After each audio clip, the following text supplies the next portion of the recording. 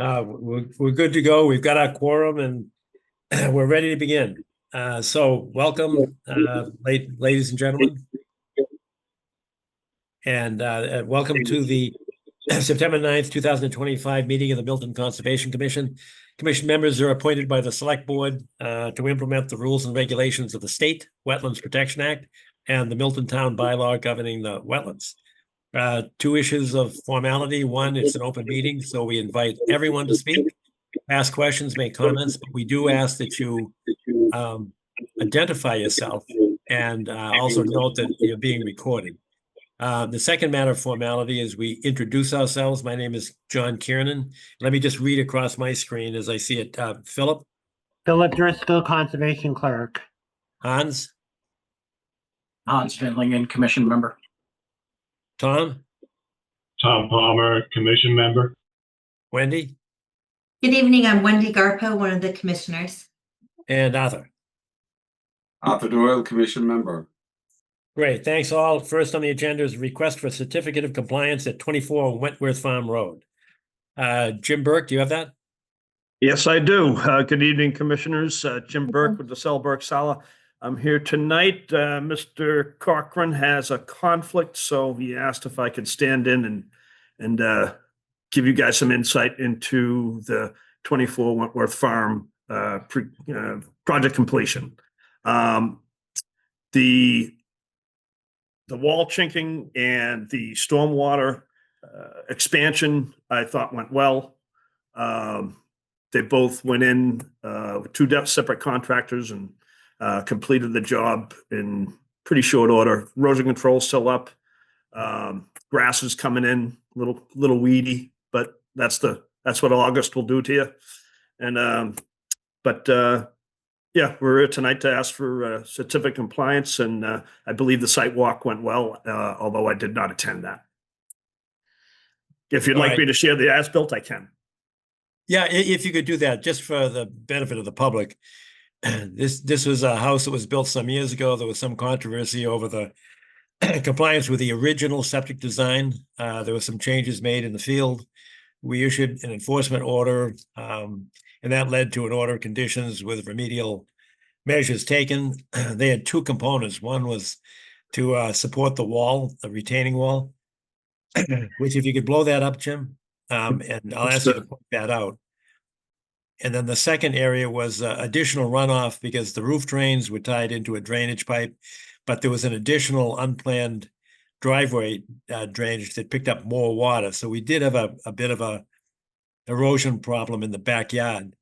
And can you just in 10 words or less tell us what you did about that water erosion problem in the backyard? Yeah, so originally what was proposed was a dual Cultec chambers here that would tie in the roof runoff.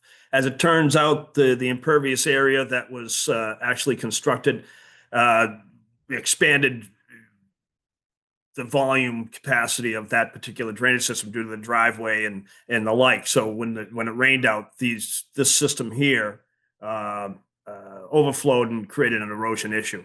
I did some calculations that suggested if we tripled the size of it, it would be able to handle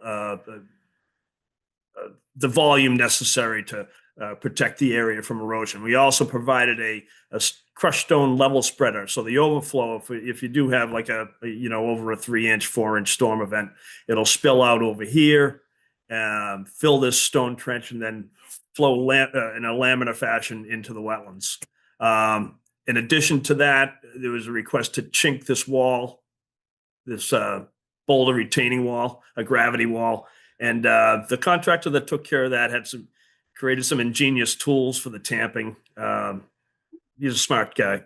But anyway, I thought he did a great job on that. Good. That's good news. All right. Well, my only question really is, and for the public's benefit, we've been out there numerous occasions for site inspections. My only concern was that that there'd be some kind of grass or vegetation to eliminate or at least restrict erosion from that backyard? I don't care if it's weedy or not, but has something grown in? It's taken. I mean, I was out there today. I did take some pictures. I can show you that. It's still got a few bare spots on it, but it's taken. I think as the fall proceeds, you'll be able to see that grass fill in. Hang on a second, see if I can find those pictures. Dun, dun, dun, dun, dun, dun.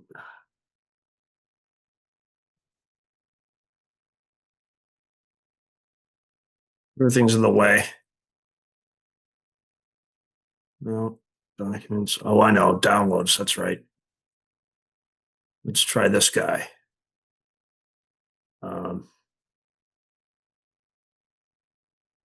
Can you see that?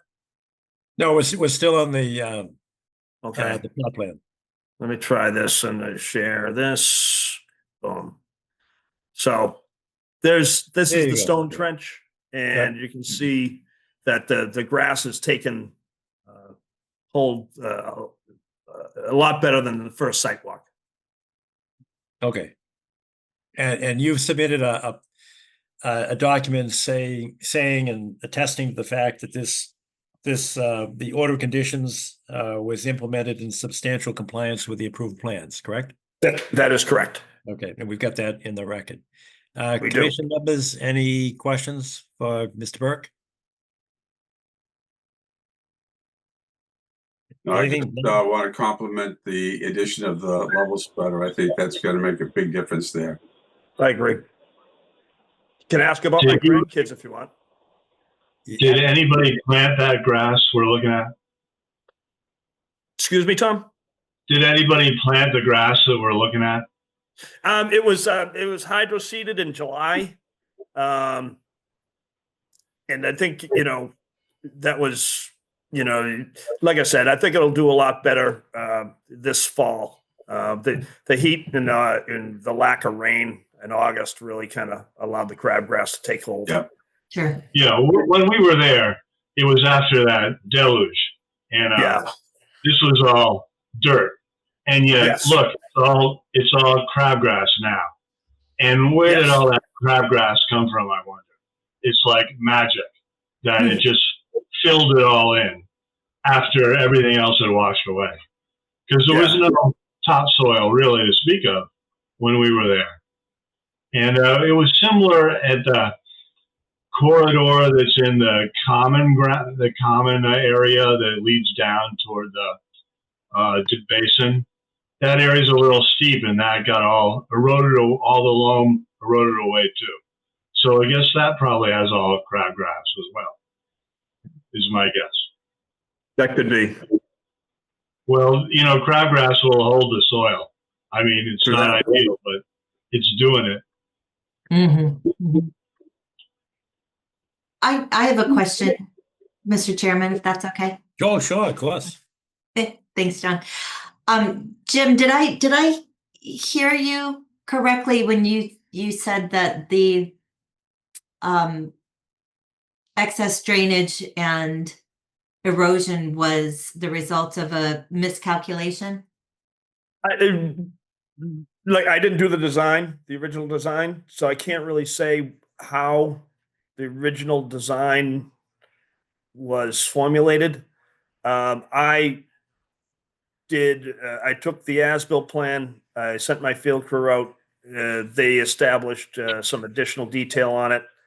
What we found is that I think the original design did not include the driveway flow. So there wasn't a catch basin per se in the approved design, an area drain, if you will. There's an area drain as well as a trench drain at the driveway that protect the property from stormwater flow. As you know, it's down pretty good clip, a pretty good steep slope from the roadway. So runoff proceeds down. You don't have an area drain in that area, you're going to end up with a wet front yard and garage. So when we got there, the catch basin was already in. If I remember correctly, it wasn't part of the original design. And I think that additional flow is what kind of surcharge the existing system. Mhm. So I'm asking because I'm wondering if the had we not been there during that deluge, Mhm. there could have been a lot of damage to the homeowner's property and to the downhill wetland.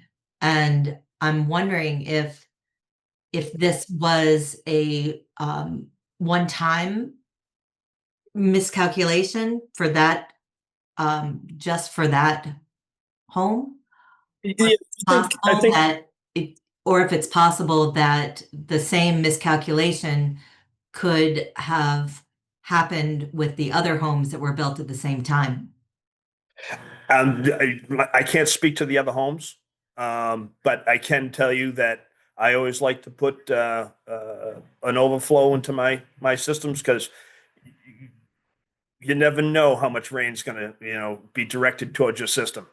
Mhm. So there's any sort of project that I do, I always have some sort of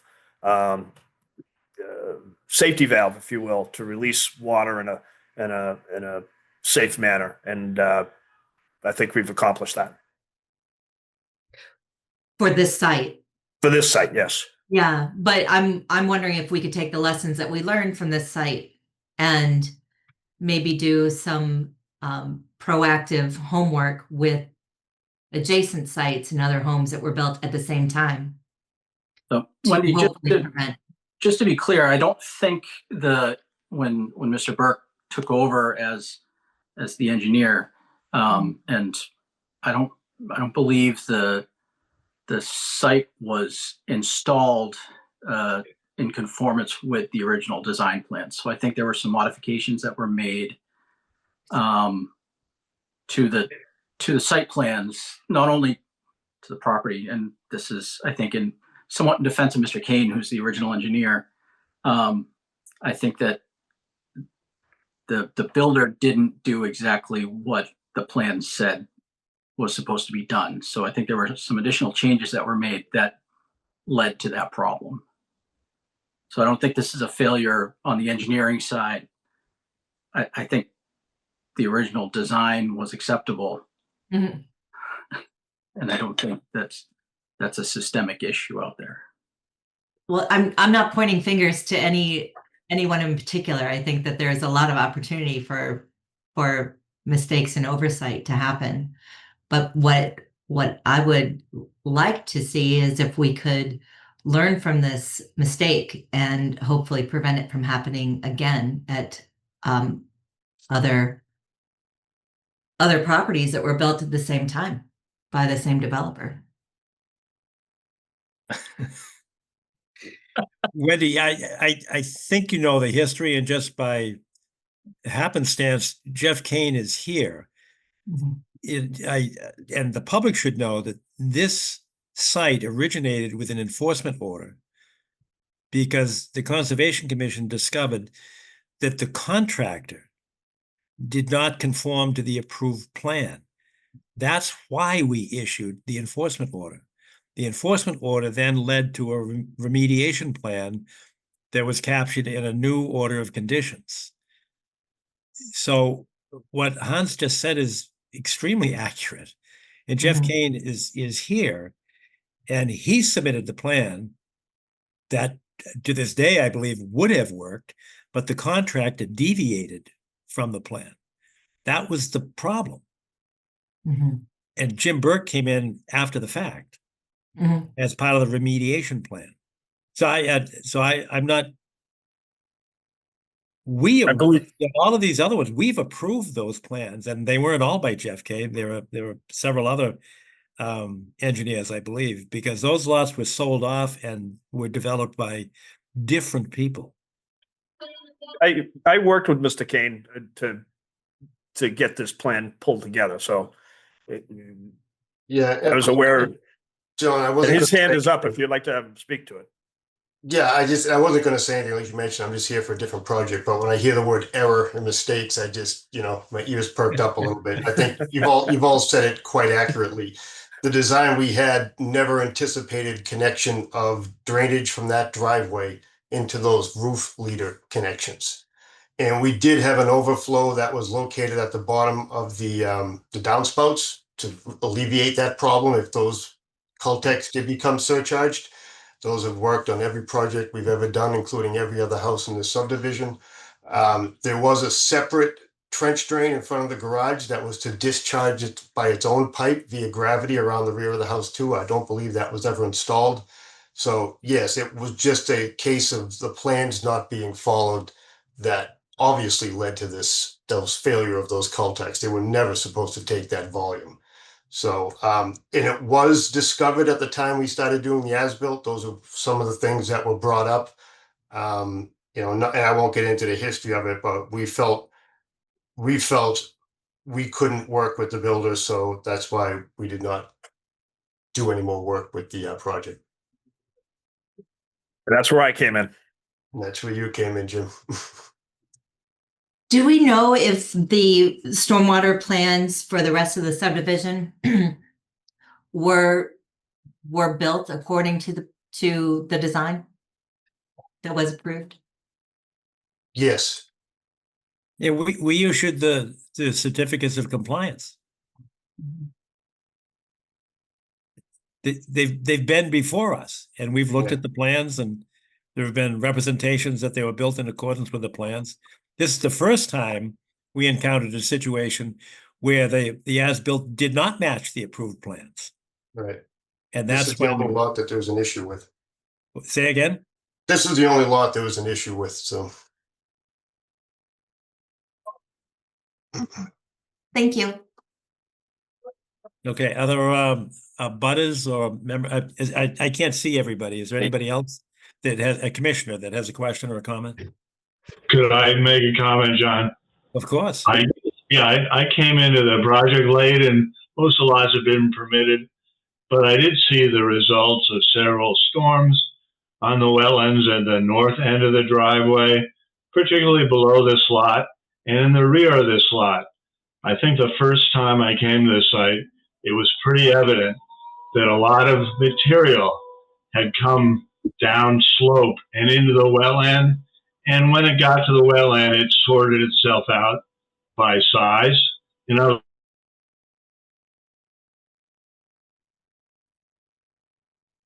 I think we lost you, Tom. He froze. I think he's Yeah. frozen. Yeah. Tom, if you can hear us, we cannot hear you.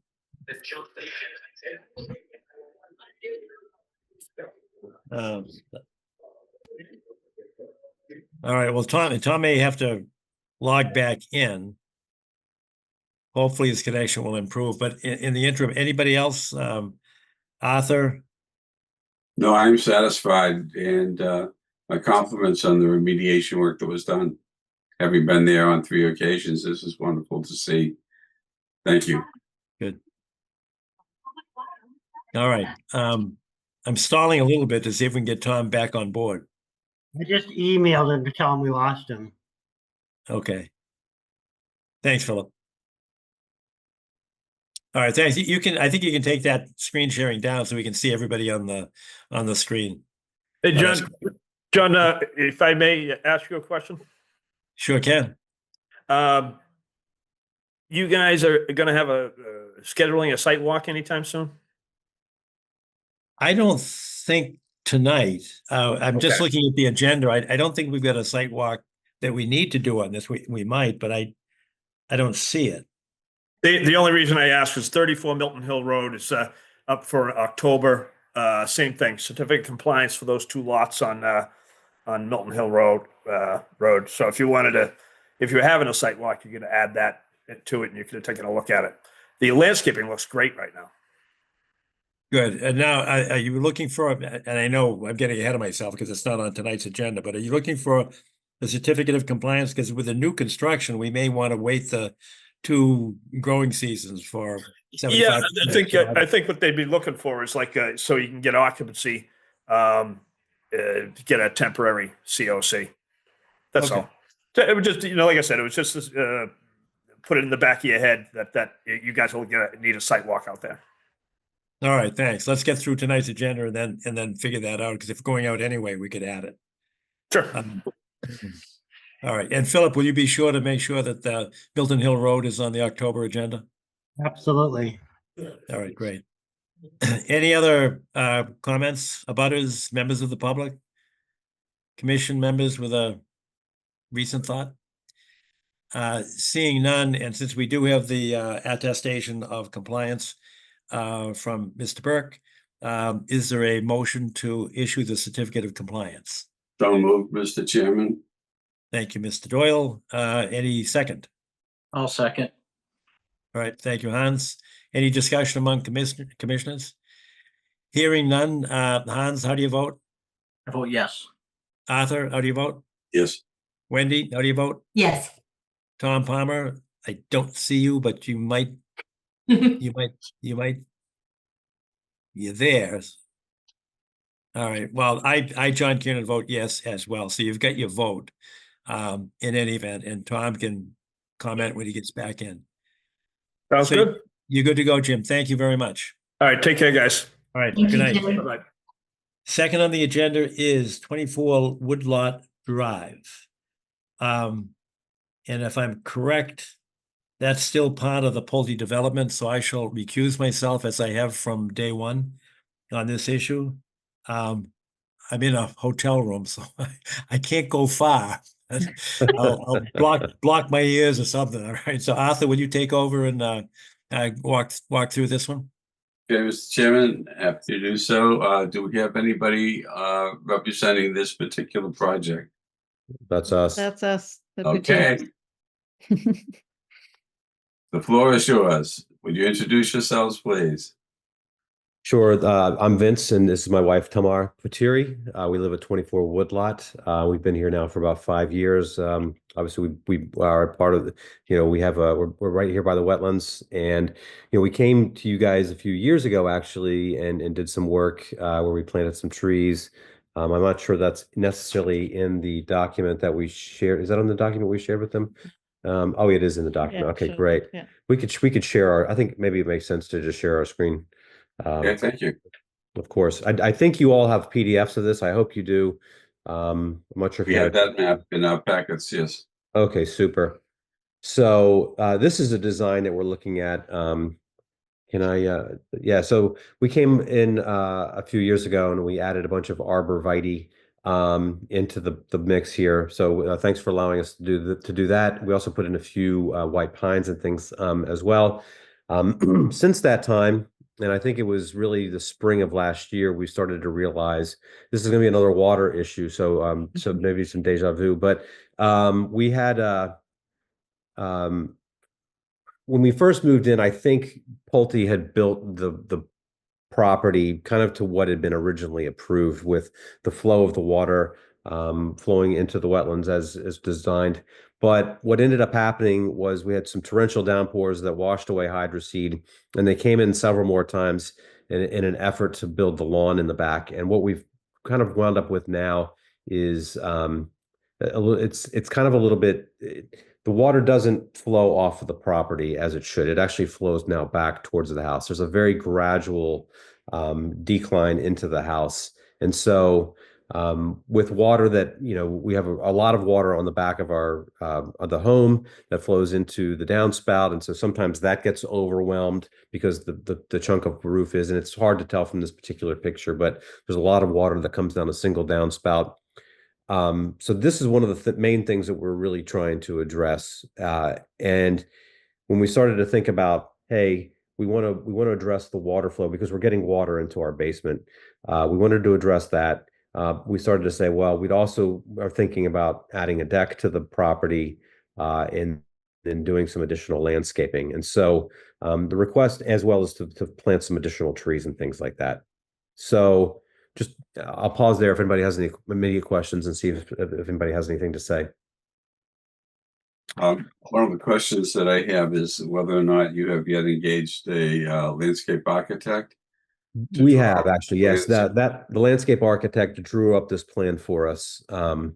And so that's what we're sharing with you now. Okay, does he We're have one actually doing some with work to the front yard as, oh, I'm sorry. Does he have one with elevation changes on it? Um, Abbreviation of this so that we can, I think it's on, I thought it was, there's the numbers. if it's here. on it, it's not clear. It's Oh, hard okay. to, It's very subtle from, here, but there is like a hump here. This slopes down from the driveway side.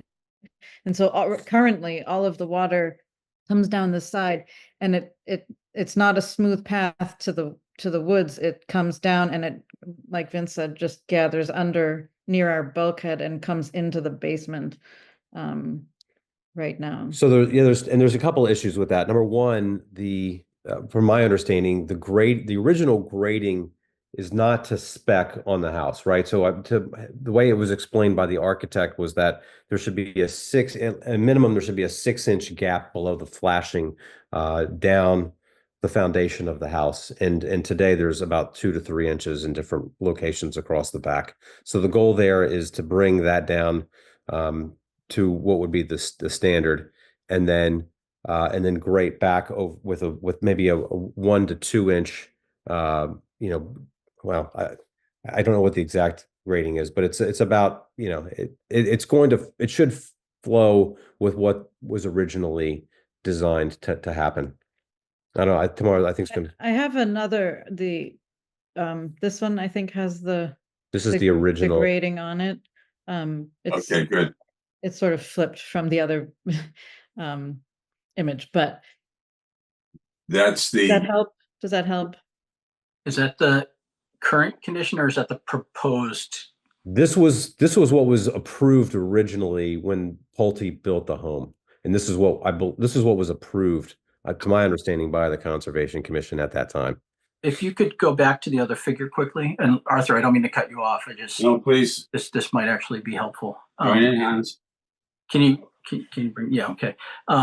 So for our purposes, it might be very helpful of trying to depict what the limit of work is.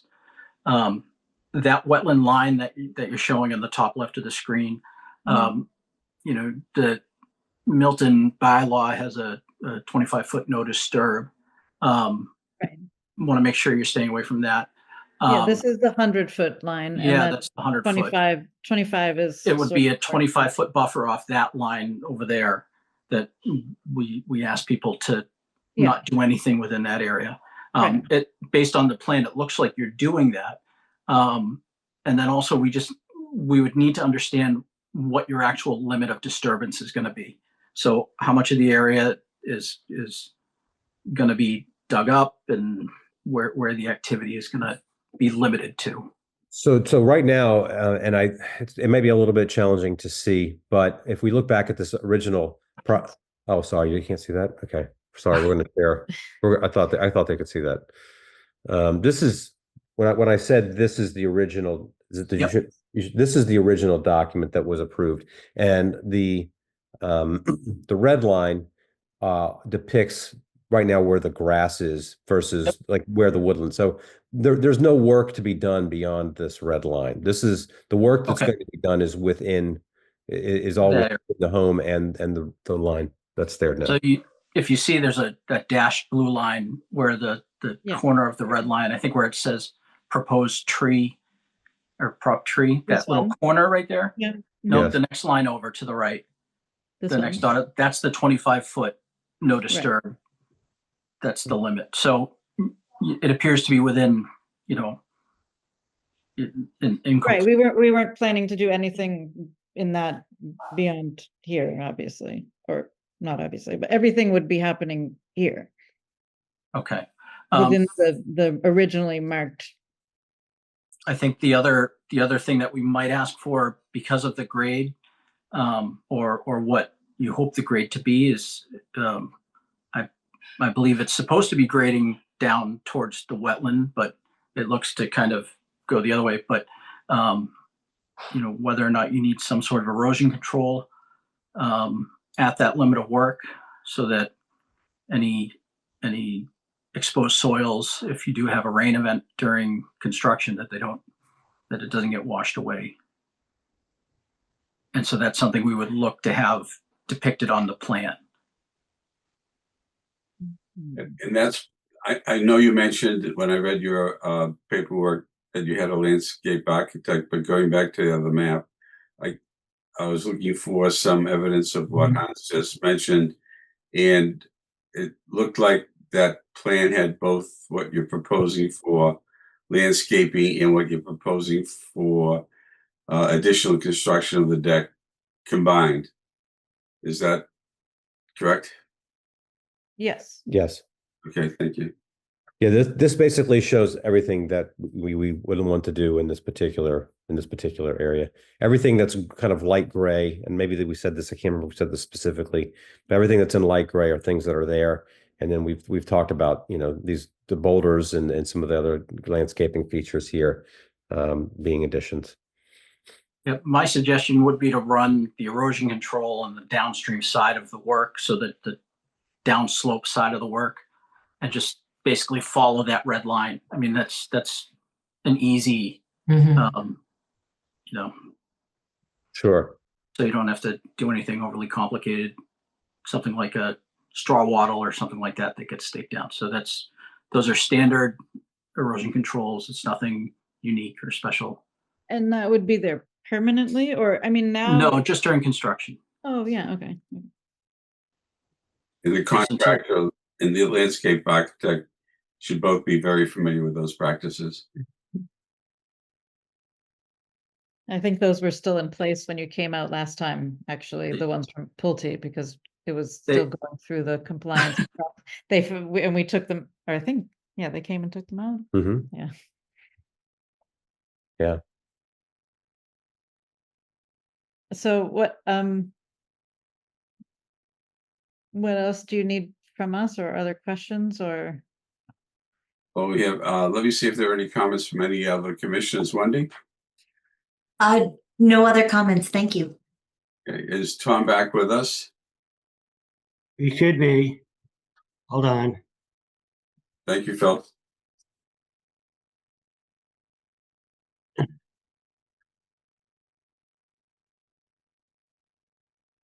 Looks like he's here.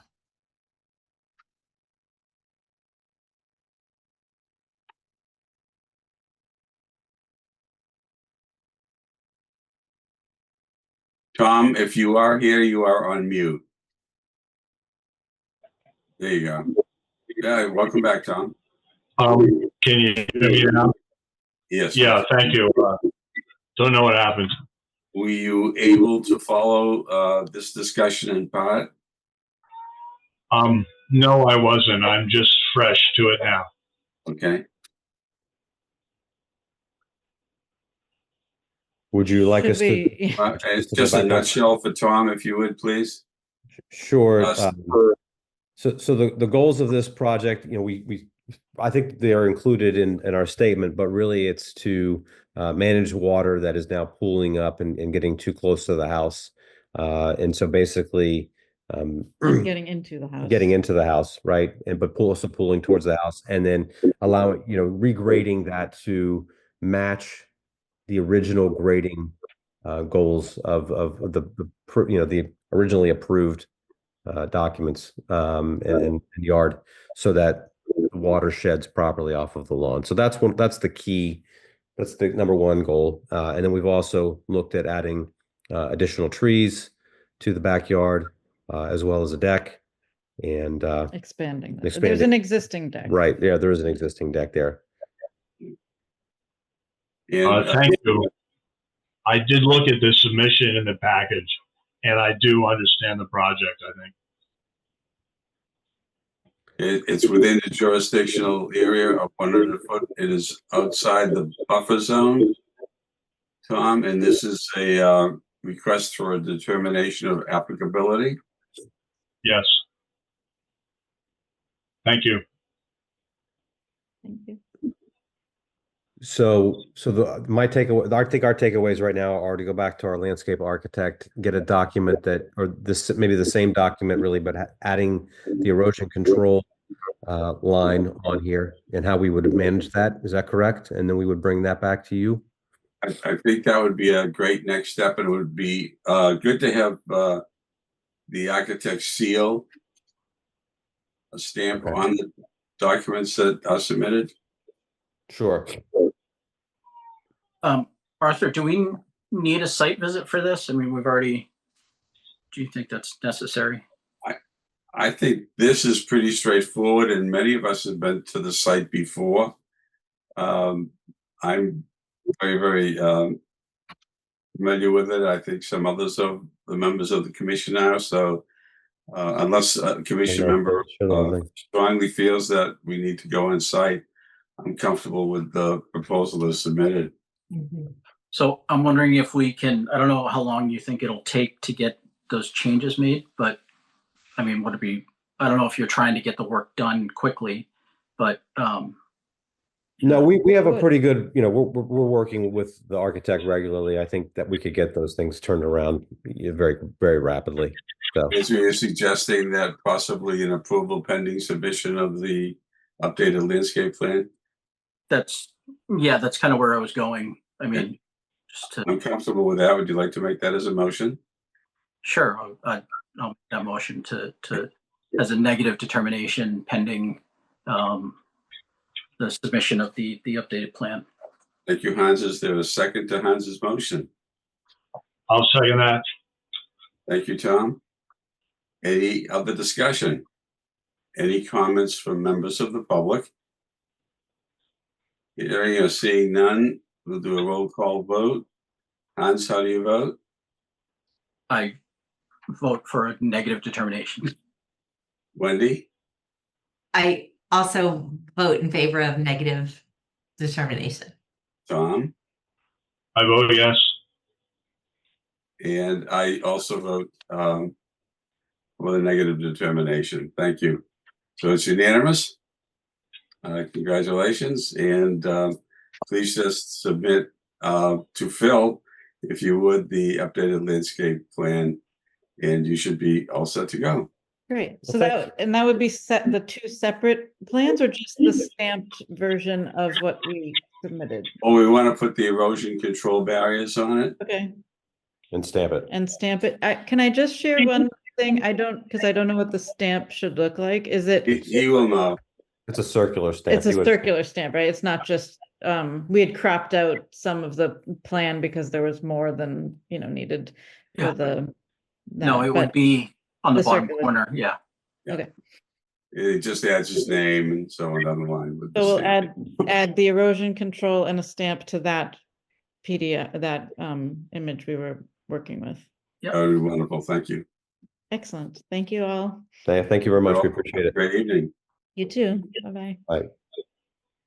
Bye. Somehow we have to call Mr. Cannon back.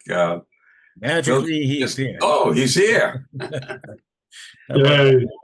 All right. Thank you, Thank you. Next on the agenda is request to modify order conditions 12 Wentworth Farm Road. Good Is this evening, Jeff? commission members. Yes, good evening. Nice to Good evening. see some familiar faces. Hope everyone's doing well. My name for the record is Jeff Kane with LAL Engineering Group. I'm representing the Kirshners here on this request to modify order conditions for 12 Wentworth Farm Road. The Kirshners are now looking to add a covered gazebo and a slight patio extension to the rear of their property. This pool in the rear was previously permitted. And as part of that permitting, we did put in a couple of items of mitigation. First being a rain garden that was going to function as to take the pool overflow as necessary. So it wouldn't be drained directly to wetlands. It would be allowed to perk into that rain garden. And the second was a perimeter strip around the pool patio, which would function as a filter strip, so to speak. It would capture a volume of water from that impervious area and again allow it to perk into the ground. We initially sized it for, I think, just under an inch of runoff for that pool area. So as Kirshners have moved forward, got all that pool in, they've come to the determination they would like to have that covered gazebo as part of the pool. and again, a small patio extension for, I believe, to be a future hot tub. So to do that, they're looking to add a little more impervious area to the back. This area, it's all in the buffer zone now. It's all in the 100-foot. It is currently lawn, so it's not undisturbed buffer. So there will be no new disturbances with this this request, but there will be some small additional impervious area added. As part of this request, we have calculated that additional pervious area, and we have again provided a capture area, or capture volume, in the form of a stone filter strip around those impervious areas to allow the capture of 1 inch of runoff over the entire backyard impervious areas. So just as a reminder, the Mass DEP stormwater policy typically captures a 1/2 inch first flush volume.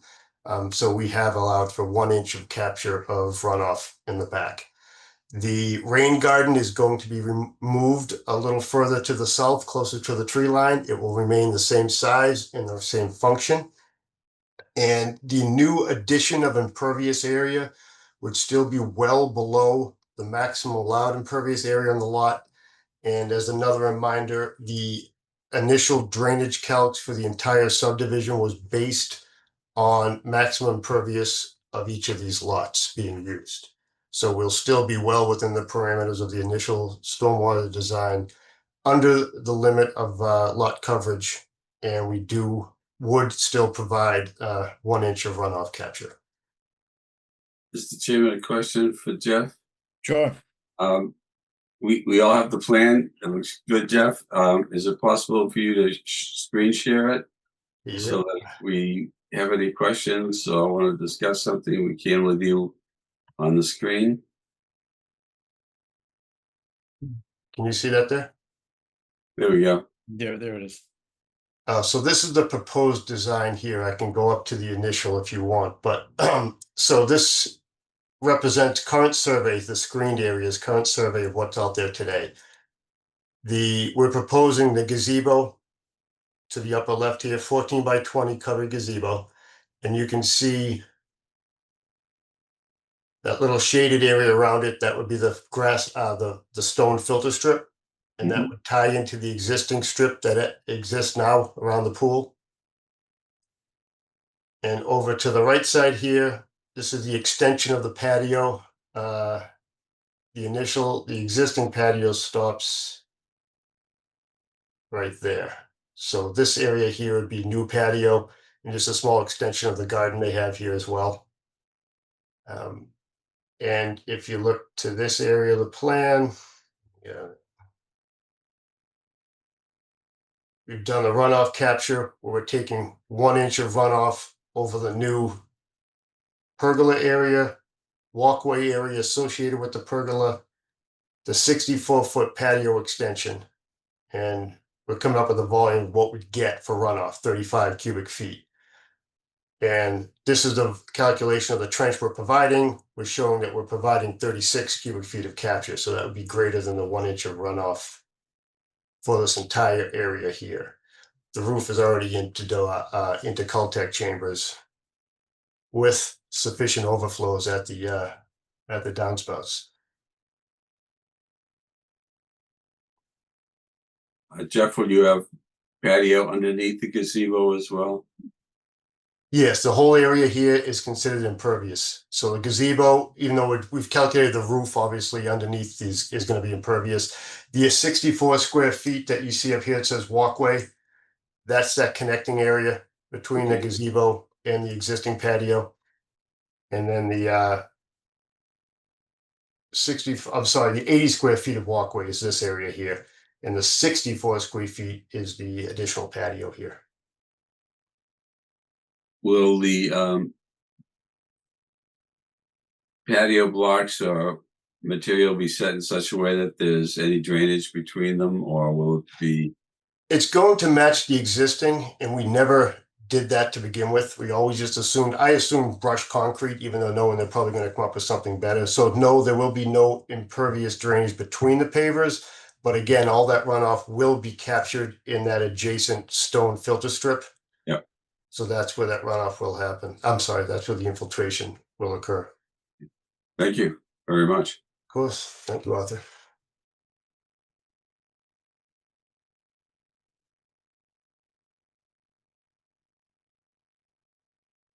So I guess the issue before us, and I just framed this because I am going to invite for further comments from commissioners or abutters or members of the public.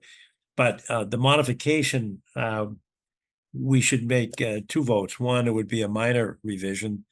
And then we could then go ahead and vote to accept the revisions.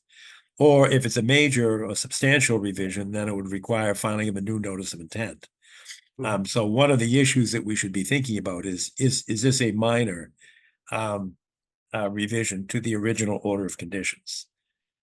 So with that to place in context our consideration tonight, are there any comments or questions from commission members? I don't see, I can't see everybody, but I don't hear anything and I don't see any hands raised. Tom, It's a minor revision, in my opinion. right, and I agree with that. Any other comments or questions from anyone, abutters, members of the public? And again, I can't see the, maybe Jeff, you could take that screen sharing down. I could see everybody. I just want to make sure I don't miss any hands raised.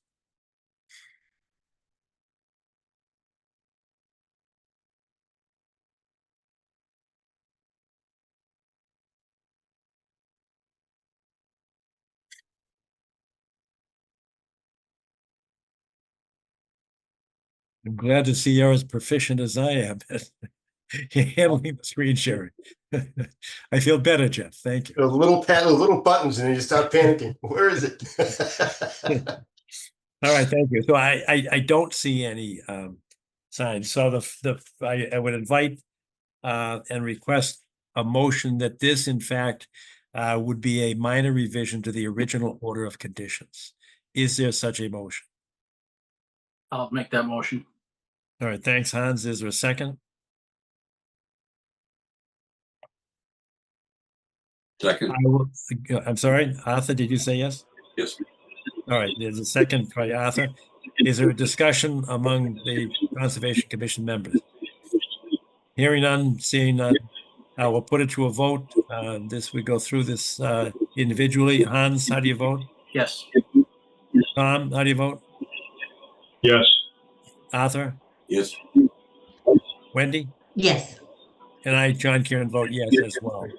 The second vote then is whether to accept the revision to issue a revised order of conditions. Is there such a motion? I'll also make that motion. Thank you, Hans. Is there a second? I second it. Thank you, Wendy. Any discussion among commission members? Hearing none, seeing no hands raised. Hans, how do you vote? Yes.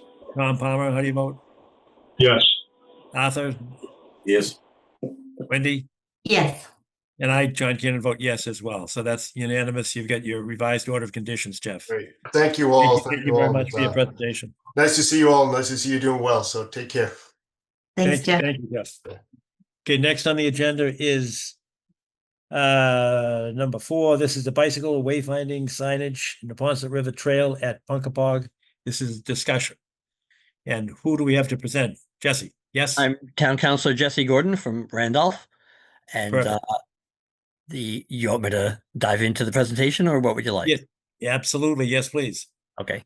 So there are 2 very popular recreation areas, especially for bicycling in Milton. One is the Neponset Greenway Trail, which extends from Mattapan Square to Boston border through Milton. And the other is around the Blue Hills, in particular around Houghton's Pond, but also across the highway towards Ponkapog Pond, which is the Randolph-Milton border. I would like to I have proposed to the CPC to put up wayfinding signage to connect those 2 recreational amenities. In other words, to put up a sign at the Neponset Greenway saying, go this way on a map to get to the Blue Hills, and at the Blue Hills to put up a sign saying, go that way to get to the Neponset Greenway. People who live near those things know about them. People who don't typically don't really know that they have these wonderful amenities nearby. I did a similar project in Randolph on the other side of the Ponkapog Pond, Blue Hills, putting up 2 signs at the entrances to the Blue Hills reservation. And a lot of people have said in the year and a half since I put those signs up, wow, I lived here all my life and never knew that I could actually walk to the pond from my home and things like that. That's the purpose of wayfinding signage, is to popularize these nice nearby amenities. And in particular, there is a really good bicycle route between the Blue Hills and the Deposit Greenway, which goes on Unquity Road through the Blue Hills and then on the Blue Hills Parkway to Mattapan Square. It is very bicycle friendly. I use it myself to commute to work by bicycle. And I think connecting those two would be beneficial for users of both who know about it and for the people who live anywhere nearby, in order to introduce them to nearby recreational amenities. That's the gist of it. Well, I thought I was going to try to interrupt you and just say, where do you commute to, from and to? Oh, from Randolph to the waterfront in Boston. Good Lord. And how do you, what's your route? Well, it's 12 miles. It's actually a little bit less if I go through the Blue Hills, but it takes longer because it's, rough. So it's about 11 miles. I go in at one of my signs at the Donovan School in Randolph, which is on Canton Street in Randolph. You can then loop around Ponkapog Pond and you come out right at exit 3, which is where I'm proposing one of the signs. Then it's a lovely ride down Unquity Hill and the length of the Blue Hills Parkway to the Neponset Greenway. And from the Neponset Greenway, that brings you right to South Boston, which is basically where I work. So how long does it more, take? If I go through the Blue Hills, it takes about 1:20. If I go up Route 28, it takes under an hour. And how do you find the bicycle riding on Route 28? Not great. It's the best route because it's the shortest. But I've explored, and I would like to bring up with several towns select board equivalents. I did this at the Randolph Town Council already, how we can improve the crossing of the highway itself, both at the Randolph crossing, which is Route 28, and at the Canton crossing, which is fairly near what we're talking about, at the Braintree crossing and at the Quincy crossing. They're all, they all have their pluses and minuses. The most pleasant crossing of the highway is exit 3 because nobody goes there. So it is the best way to cross, if you want to feel like you're off-road and safe. Some of the others are okay. They're certainly faster for my commute, but they're not as much fun, and they don't feel as safe either. The route that I just described, going through the Blue Hills and then Unquity and Blue Hills Parkway and then the Neponset Greenway, is basically almost all of it is off-road, so it feels very nice ride-wise. And that's what I'm proposing, is that other people could do that same thing. I did propose this to the Neponset Greenway organization several months ago, before they opened the new extension of the Neponset Greenway, which makes my commute much nicer. There's a little bridge over the a couple of the major roads you have to go on. They put a bridge through right next to the Rainbow gas tank through the water area there. And that makes the commute much nicer. And all the bicyclists in Boston basically are thrilled about that. And it basically makes it that the Neponset Greenway gets extended another mile or two. Okay, and these signs would go. Well, that's why I'm coming to you. Okay. I picked 5 spots for the signs that I proposed to the CPC. 3 of them are explicitly on Concom land. The other 2 are ambiguously on Concom land. I don't know exactly if they're on Concom land. I figured I would come and ask, are they? The most tricky one is at exit 3. I do have a map if you'd like me to share a screen. It's the, Oh, that would be great if you could. We'd appreciate it. Let's see if I can do a share.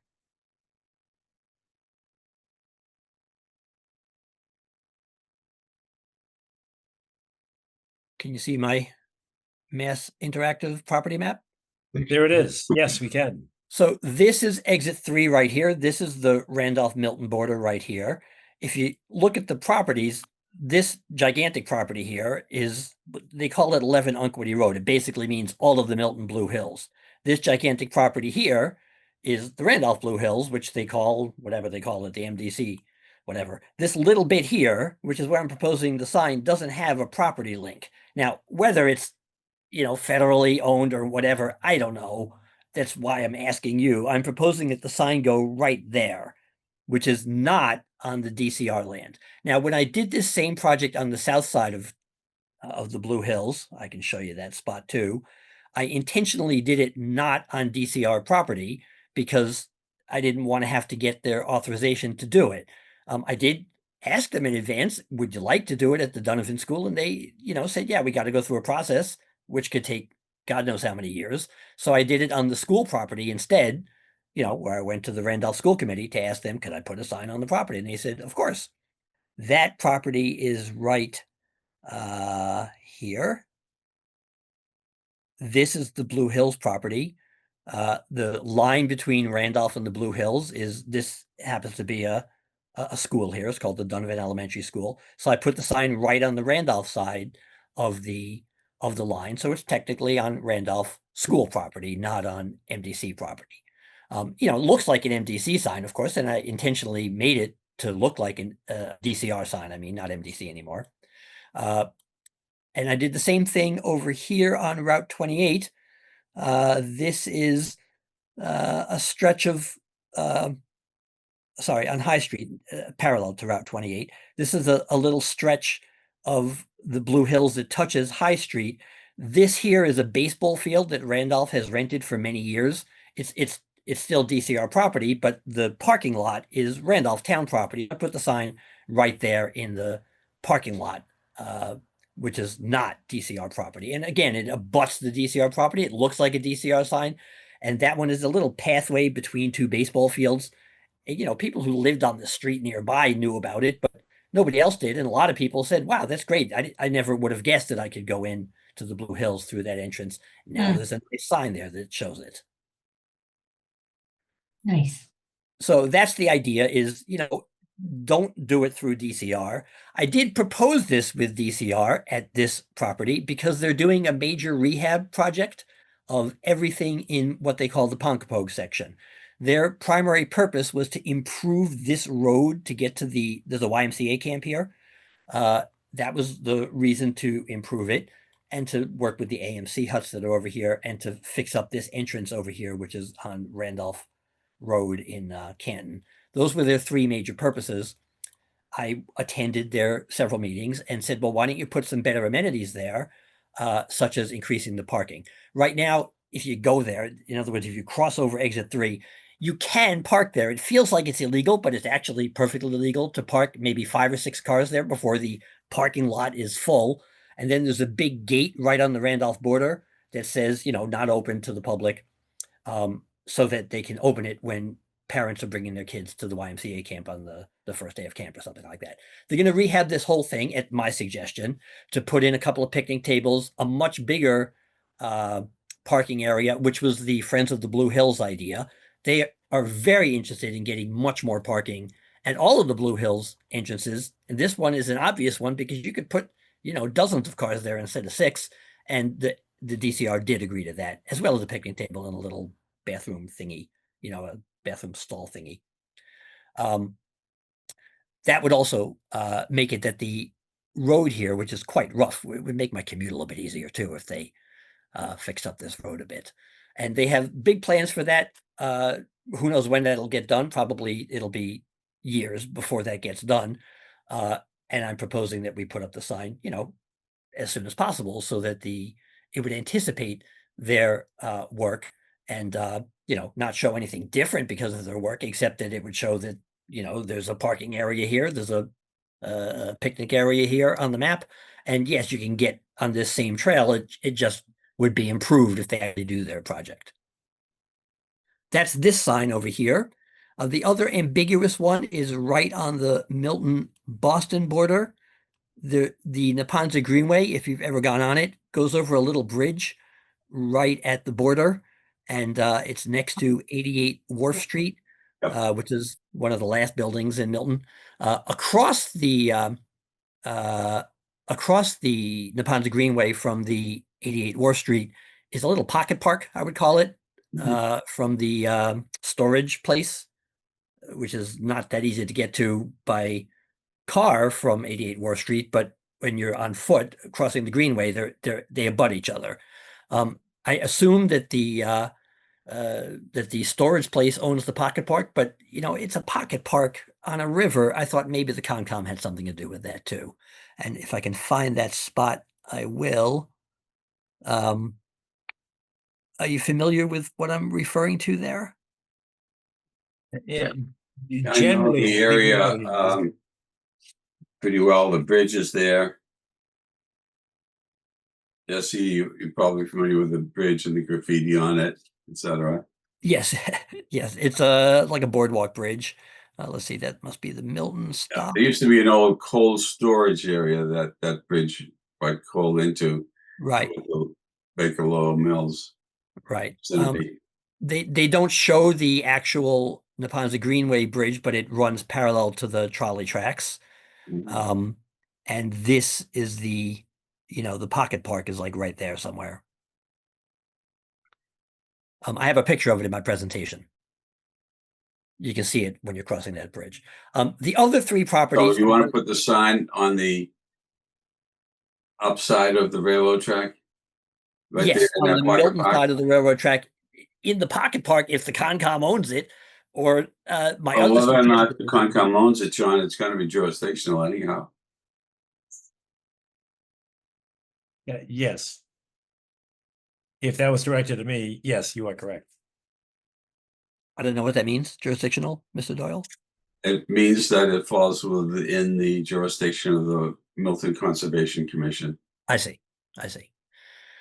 The other three proposed sites are where the Concom has three signs, which I call slivers in my presentation. There's one right along the Neponset Greenway near the Steel and Rye, which is let's see, right about here. There's a sign right about there that says Milton Conservation Commission. I think that would be a great place to put it because, I guess the Concom has jurisdiction over that property too. It has jurisdiction, and we also own that particular parcel. Uh-huh. Yes, That's what I figured. I figured there's a sign there. exactly. The other one is on the Blue Hills Parkway itself, where there's another Concom sign. I think that's the eastern edge of a very large Concom property in here somewhere. And there's a sign right along the parkway somewhere near here. I don't know the exact spot. It must be a spot where there's not a home, but maybe this opening here or something Further like to the that. north. Further to the north? Keep going. It's right about there. Oh my Yeah. God. And I have a picture of that in the presentation as well. And the last spot is another Concom sign. Basically, I'm looking to put up 5 signs.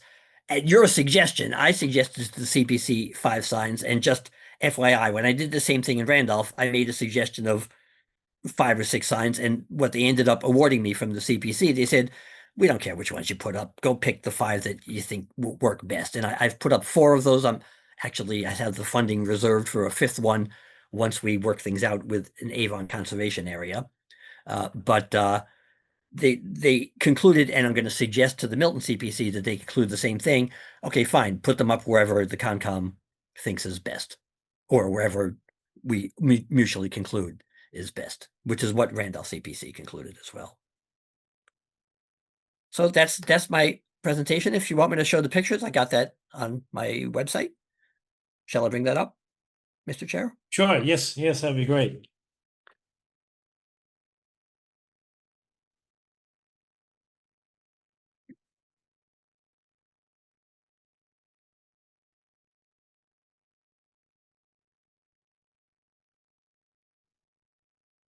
Oops, that's the application. I didn't want that. That's my CPC application, which mentions the Concom, which is why I want to talk with you before I go to the CPC.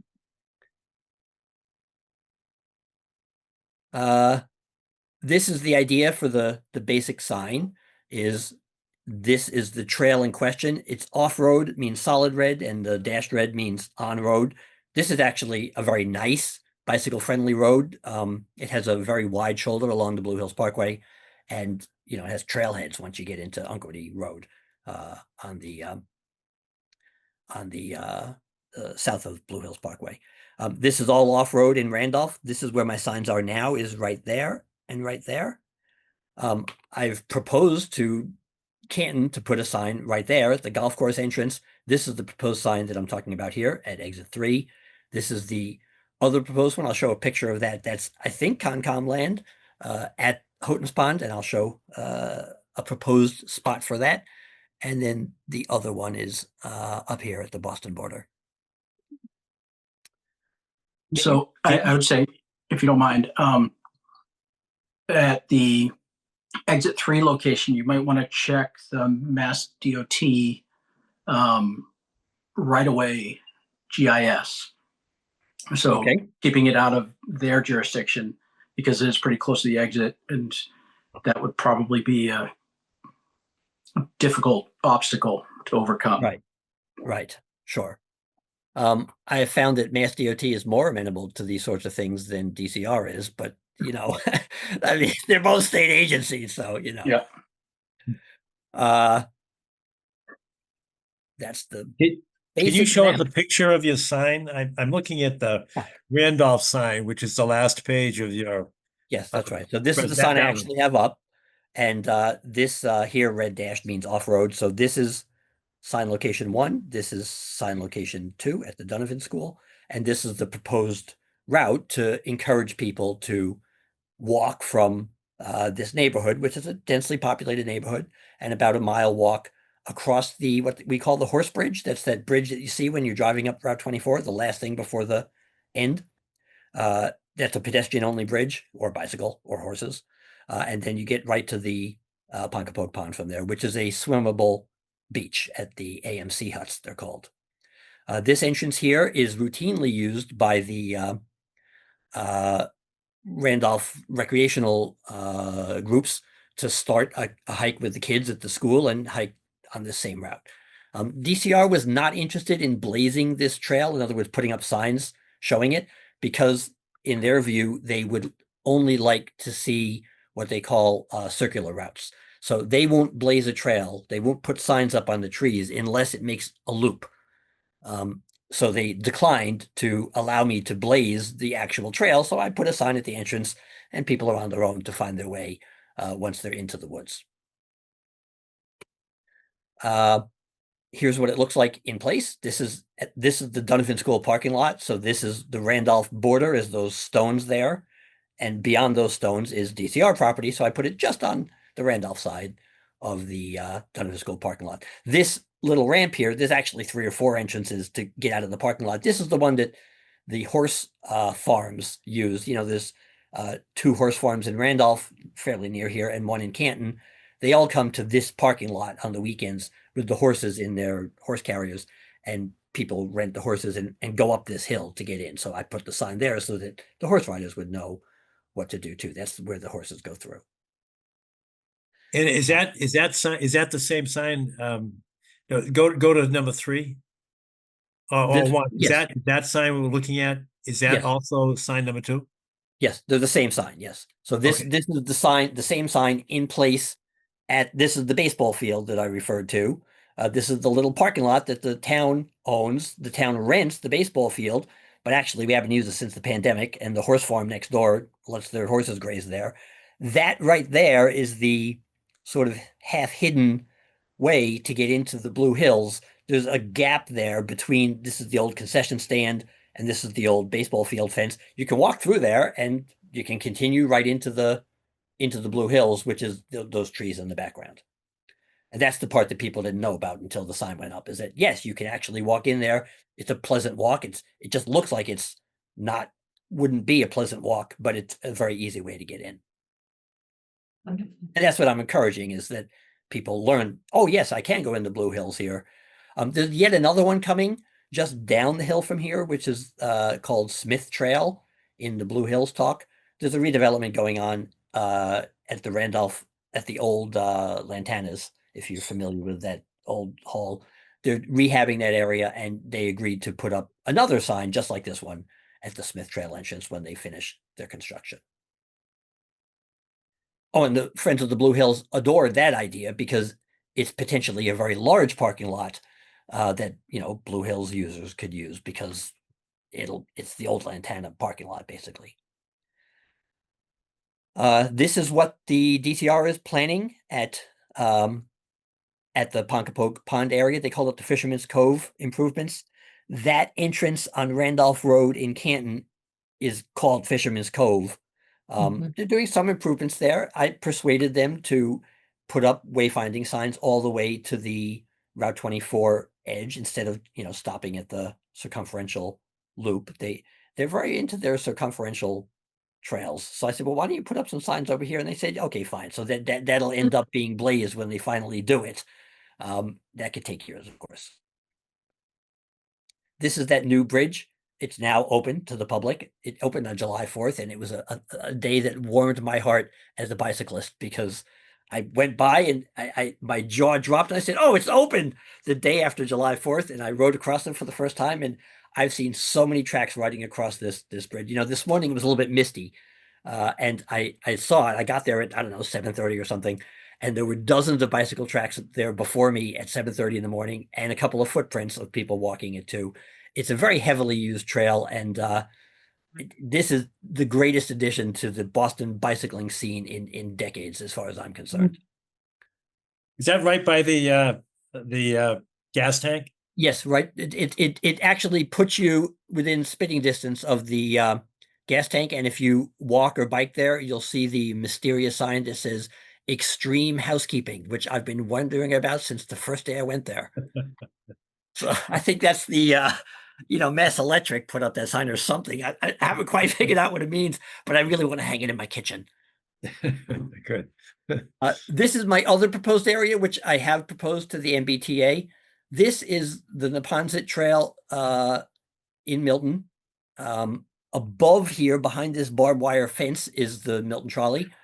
I'd love to actually put up a sign right here because this, is really indicative of what the MBTA does to Milton, which is, we'll let the concrete crumble and the barbed wire go up and never maintain this. I mean, some kids or some artist spent a lot of effort making this beautiful mural, and it's decaying now. And the MBTA clearly has very little interest in doing anything to keep improvements going, but this is certainly a wonderful potential spot for a sign as well, somewhere along the Greenway, which is what this mural is. Let me ask a question that's really basic. Yeah. And that is, I think generally, I think I can speak for the commission, we're very much in favor of public education as it relates to environmental issues. You've seen the signs that we have Conservation Commission property. Yes. And they're, pretty green, they look environmentally friendly. That's a different approach to signage than the educational instruction that's included, the mapping that goes with it, to take a left, take a right, that kind of instruction. Have you had any pushback on those? We actually did get some pushback. I don't know if other commission members are aware of this, but when our sign started to go up in Milton, I received some pushback saying, "Oh, we don't like your signs." I think they're very attractive. But have you received any pushback either because they're not pretty, they're instructive? Well, the not pretty, the pushback on that was before I built the signs, and in discussion with the Randolph Town Council, which I went to not as a counselor, but as a, asking what should I do as the CPC applicant, the pushback was, why don't you follow the Blue Hills DCR rules for signage, which we did. And, that made it looks like all the other signs in the Blue Hills. So that kind of resolved that pushback.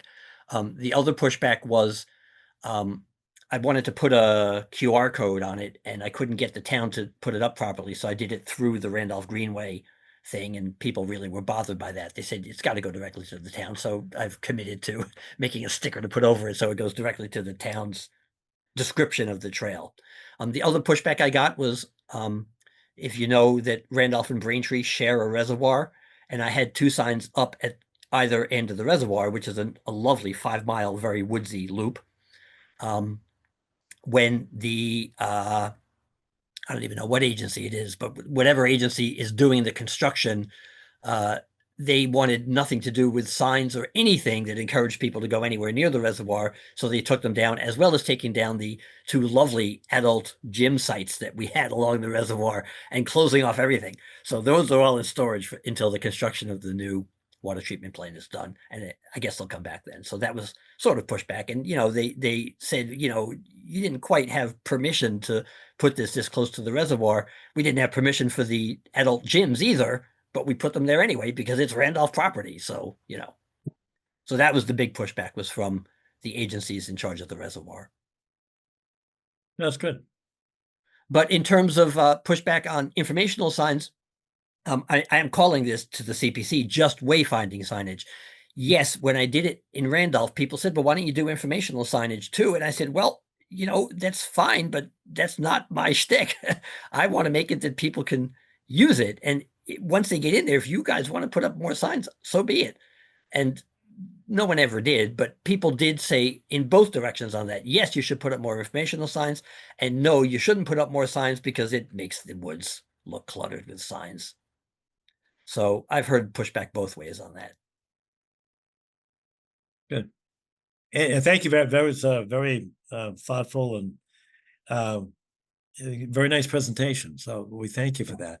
I'd like to hear from commission members as to, because if I'm correct, Jesse, you're looking for our support for your CPC application. Yes, that's right. All right. So any questions, comments from commission members?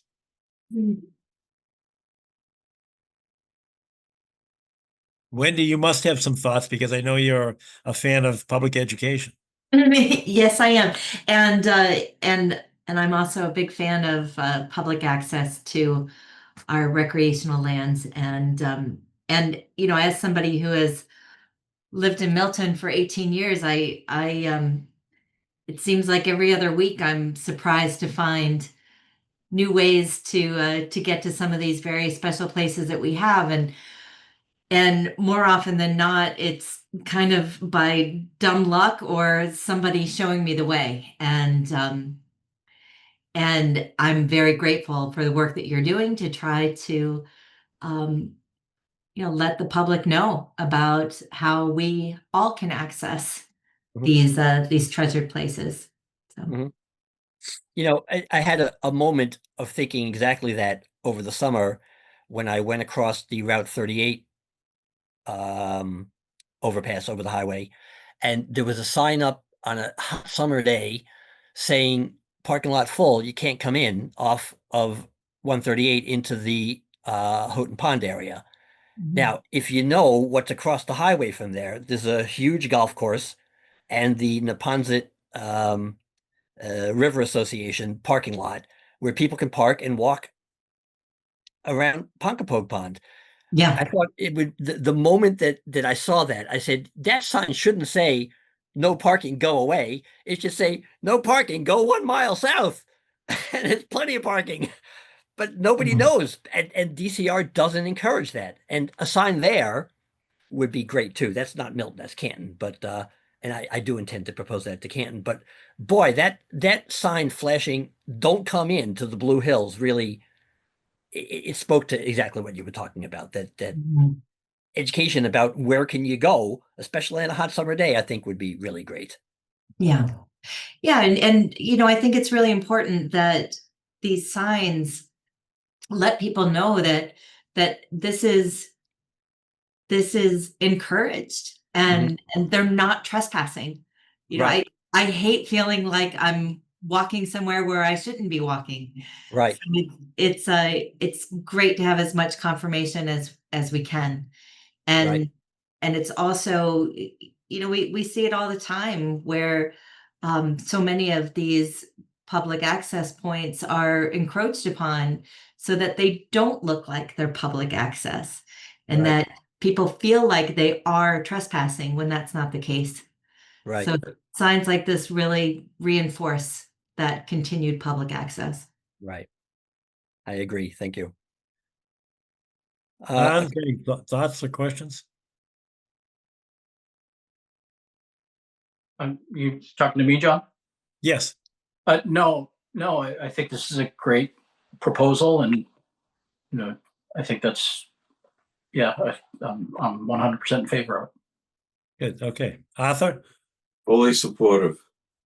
Okay. Tom Palmer? I can't see you, Tom, but I think you're there. Can anybody see him? No, Philip, is he I there? see him. He's on. I just don't see him. He's on, but I don't see him. Okay. Okay. Jesse, could you take that down so we can see everybody? Because I'd like to ask, members of the public if they have a comment or a question. Sure.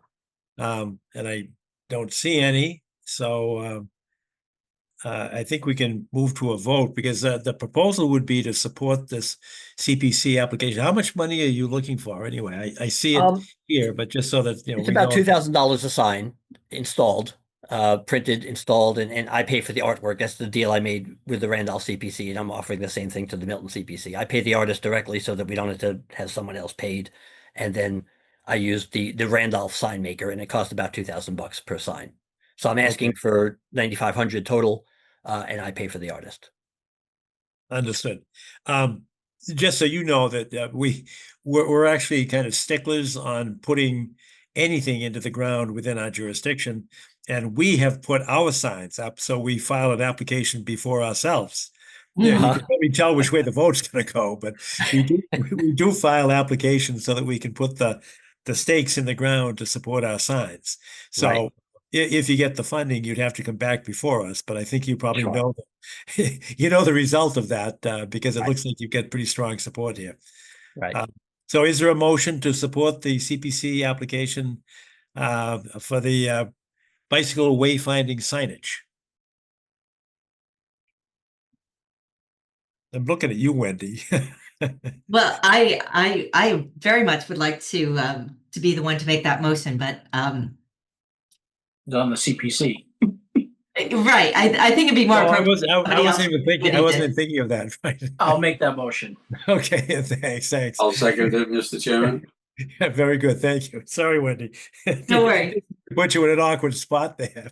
Yeah, but I do assure you that I will be sure to share the sentiments of my fellow commissioners at the next CPC meeting. All right. Great. So there's a motion to support a resolution to support the CPC application for bicycle wayfinding signage. And there's been a second. Any discussion among commission members? Seeing none, hearing none, a roll call vote. Arthur, how do you vote? Yes. Wendy, how do you vote? Yes. Hans, how do you vote? Yes. Tom Palmer, I don't know if you can hear us. I can't see you. So I'm sure he would be in support, but I can't vote Yeah. for him. So I'll vote for myself, John Kiernan, yes, as well. So Jesse, thank you very much for the presentation. And Thank you. You can check in with Philip and we'll get a resolution signed for your presentation to the CPC. That sounds great. And Wendy, if you know when the meeting of the CPC is, I know the next deadline is September 26th, so I assume it's right after that, but I really don't know. They just told me be ready. So here I am. Let me double check for you, Jesse. 26th of September is the deadline. That's the deadline for submitting. Right. The committee is going to be meeting to discuss the applications starting October 15th. Okay. And then again on October 20th, and then again on November 5th. Right. Busy. Mr. Chairman, Yes, sir. going back to something that you mentioned regarding the Concom signs and the process that we go through, should we not let Jesse know that should all of this go through with the CPC and you have the 5 locations, X number of which might be in Milton, we would need to determine which ones would be jurisdictional to the Conservation Commission and help you with filing the appropriate forms for that. For example, the one proposed near the bridge, regardless of who owns that piece of property, that would be require an application. Is that fair, John? Yeah, but I had mentioned that you'd have to come back before us, but you'd probably get pretty strong support for doing that. And in fact, we do it ourselves when we put our own signs up. We ask ourselves for the permit to put the stakes in the ground. But yeah, I just we will want to be. reinforce that so that he could build it into his planning. Yes. Perfect. Tom, you're back. Can you hear me? Yes, now we can. Welcome back. You want to take All Tom? right, well- He's here. So did you Yeah, hear that? Did you hear all that presentation? Yes, I did. And I had a question, Mr. Gordon, Yes. about the Route 3 exit. You Yes. said that there are plans to expand the parking. That's Yes. a place I often park where there is a dirt road that goes into the reservation there. It's on the south side of the road over Yep. 93. And I often park there, and it is true that it's popular, and you get a line of cars on either side of the road going in. And the road going in is an embankment that is built up quite high. And then when you get into the park, you go up a hill. So if there's a plan to expand parking there, I really don't see anywhere to put any more parking unless you either fill the wetland or clear the woods. Is that what's planned? I'd have to look at the details of the that Fisherman's Cove plan on that spot, but I believe that they are going to expand sideways, not lengthwise. In other words, Interesting, widen. because, yeah, as you know, it is a causeway there. You're going over the wetlands associated with the Blue Hills, I see. Blue Hill River, and then you go up the hill. So to me, I'm just a little bit alarmed about any talk of expanding parking there, because it doesn't seem you can do it without invading the park. As far as your project overall, I like the idea of trying to get people into the park. On the other hand, the DCR publishes a map that tells you a lot, and I have some sympathy with people who say, let's not hide the park behind the signs. In other words, I think there is a potential of having too many signs. And I think it has to be done carefully, like your sign at Donovan School. That's the only sign there. But some of these other places you're talking about, there already are signs. I guess I'm jealous of the view shed of the park not being interrupted by signs.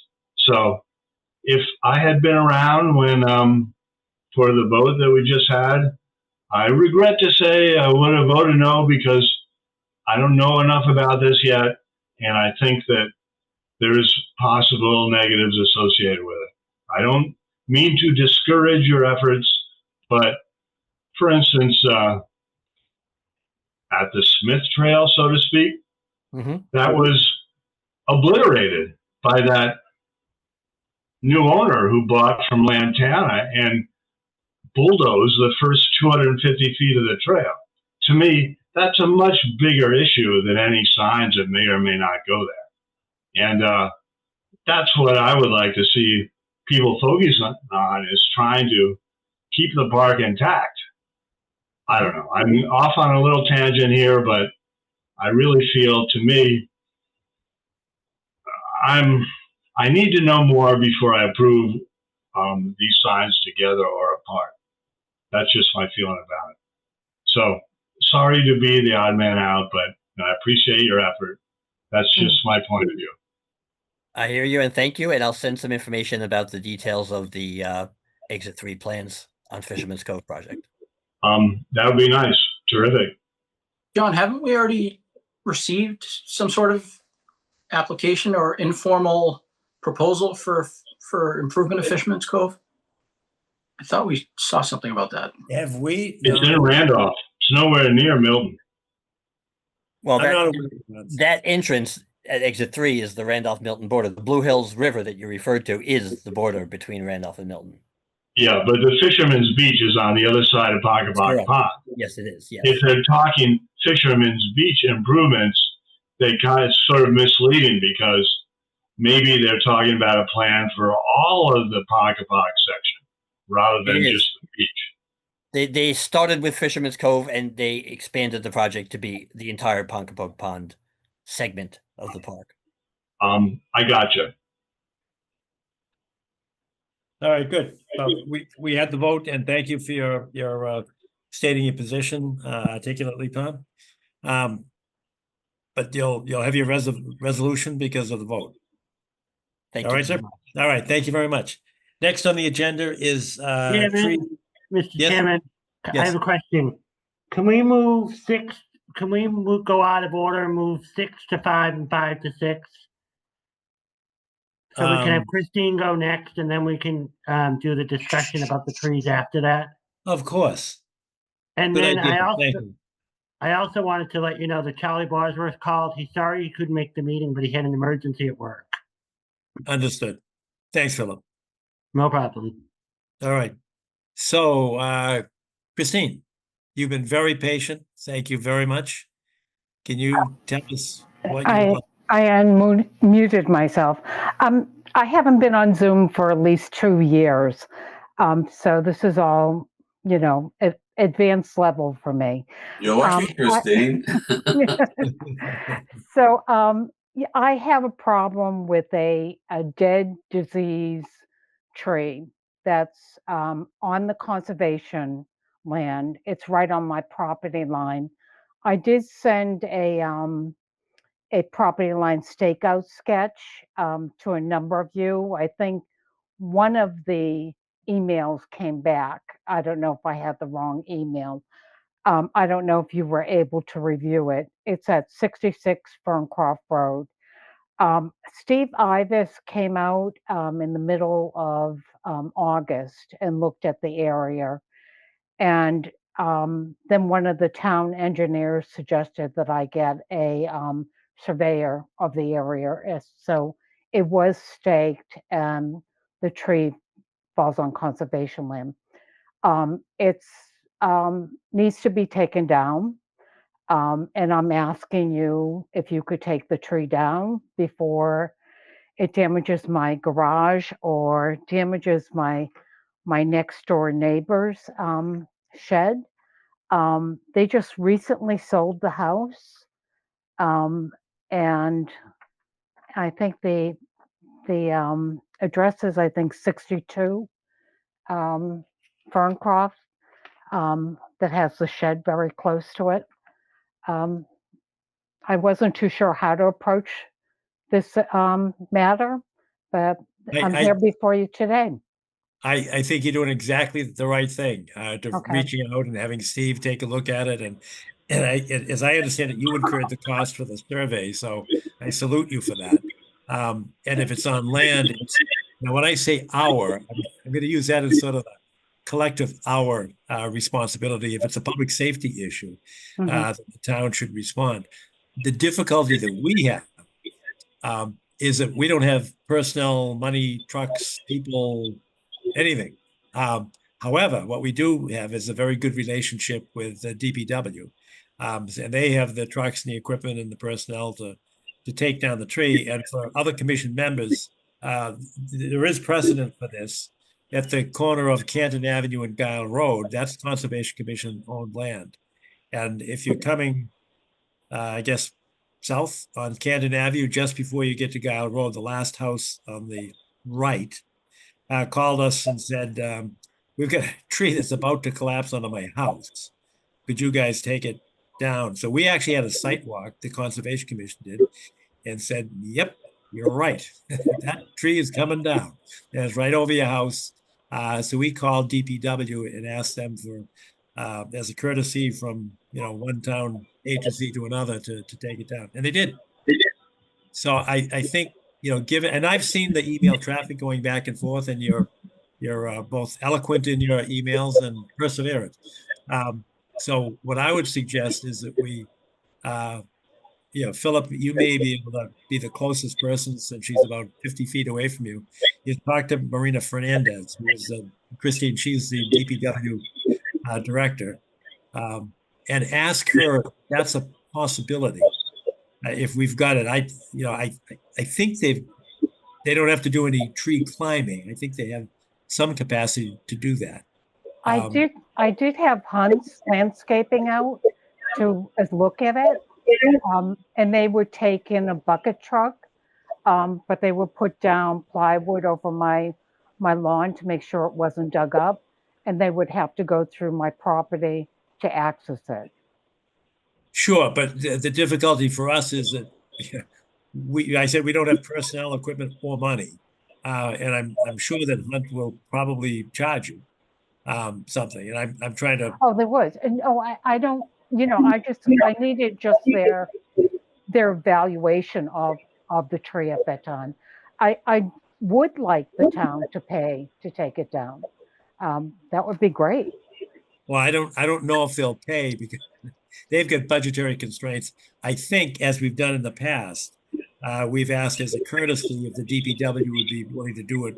So it's between the DPW and the Conservation Commission. Okay. And Steve indicated that it did appear to be a safety hazard. So that's public safety is pretty high on our priority scale. Okay. At one time I reached out to Rich McGee, and I think that's Mr. McGee. And he said that he doesn't deal with conservation trees. So I hope that your involvement and how you approach him would be more effective in trying to get the tree taken down. All right. Anybody else have any ideas? I've given you my experience on Guile Road where we did work out. It was kind of a diplomatic effort between the DPW and Conservation. Mm-hmm. Well, that would be great. Arthur, do you know, have any insight in terms of cooperation between different departments of the town? That worked at that site very, very well. We contacted Chase Berkeley, the director of the DPW at that time, about the trees that were actually leaning on other people's property, John, if you may remember. Yes. And they remediated the situation. They came in and they removed the leaning trees, most of which were dead, of course. That would be great. Tomorrow morning, off the property, they laid them down. They cut them down and left them on the property. So, what steps do I have to take? I think at this point, nothing. I think you've done what you needed to do. Steve Ivas has verified it. So, Philip, we'll stay in close communication. And Philip, you can see him on the screen, Philip Driscoll. And if you can stay in contact with him, I'll tell you, I can't guarantee anything because we have no leverage over DPW, but I think just as a matter of, nice diplomatic coordination between agencies, give us an opportunity to reach out to DPW and see if they can help us. And then we'll keep you in the loop. All right, Christine, I appreciate that. Yes. I have a question. Yes. Yeah. sorry. Go ahead, Tom. Yeah, my question is, hi, Christina. I'm sort of your neighbor. I live on Blue Hill Terrace Street, and I did walk down there, and I did see two dead ashes from the street. Then I went back into the wetland and came from the other side off the parkway, and I saw both trees again from the wood's edge. My question is, when you say there's one tree, which is the tree you're talking about? Because I saw two big dead ones. Okay, on my property, it's the base of the tree is one trunk, and then it divides into two other trunks. So it's really like two trees together. But in the sketch map that was passed around, it seemed like there were two trees that were targeted for removal. I think he just did that in relation to it. The other tree on my left side of the map at the bottom where the conservation is a good tree. I'm not asking for that tree to be taken down. It's the tree that's right behind the garage that needs to be taken down. Is that the one that's next to the big pine tree? I think it is fairly close to the pine trees, yes. Yeah. And the other one, if you're looking at the back of your yard, it would be more to the right, correct? Near the next lot line? If you're standing in the conservation land, looking Okay. at my property, Yeah. right behind my garage is the tree. It's two trees in one. So that's Yes. basically it. It's Yeah. on the right side. I think something Steve remarked was it was hard to tell without a survey whose land the trees were on. I did I have a would- survey taken. I'm sorry, I didn't hear you. I did have a survey done. Oh, so is the tree on your property on the conservation land? It's right on the conservation land. It's like right on the property line. The stake is Okay. right. The stake is right in front of the tree. Okay. I agree with you that the tree is dead. And I also agree with you that it's close enough to fall on your garage Mhm. easily. So I also agree it's a good idea to take it out. And I Oh, think, good. yeah, I think, well, we sometimes encourage leaving dead trees alone because they're very good habitat for wildlife and so forth. But when they threaten structures, it's a different story, as this one does. So I think we should support it coming out. Whether we go beyond that and find funds, that's something else. But certainly, I think we ought to support your effort to remove it. Thank you. So I will then be working with you, Phil, on Yes, how. I'll start the conversation tomorrow about the tree removal with Marina Fernandez and Greg McAtee, who are the director and the assistant director of the DPW. Okay, I think I have probably sent them emails also. Probably. So, I will keep everybody in the loop. yeah. Thank you very much for letting me go a little bit ahead of the other person. Sure. It's past my bedtime. All right. Well, thank you. Thank you for your patience. Thank you. Okay, appreciate it. All right, Have a good nice night. evening. You All right, as you well. too. Good Take night. care. Bye-bye. Bye-bye. John, could I add one more note? Sure can. Can you see what's behind me in my little picture box? Yes. When you see me, do you see woods with like a tongue of sand going through it? Yes. Yeah, that's from the drain that drains Ferncroft Road. Street drain. Drains a lot of streets in that area and enters the conservation land like 3 houses down the street from Christine. It's a red house. In the back, there's a pipe that comes out of the back lot line. And this is just a little of the sand that just pours into the conservation land with every storm. It's all road sand. It all started at the DPW, but you would be amazed at how much sand comes out of that pipe. And it is in effect filling the wetland back there. And to me, that's what I would like to see the DPW address is find a way to keep the street drain from filling the wetland as rapidly as it is. Well, that's a fair point. And we may have a long list. Philip, Yes. offer you up as being our liaison to DPW, because under additional business, we're going to have some other asks for DPW when we get to the Unquity Holland Street Dam and the culvert that's goes under Holland Street.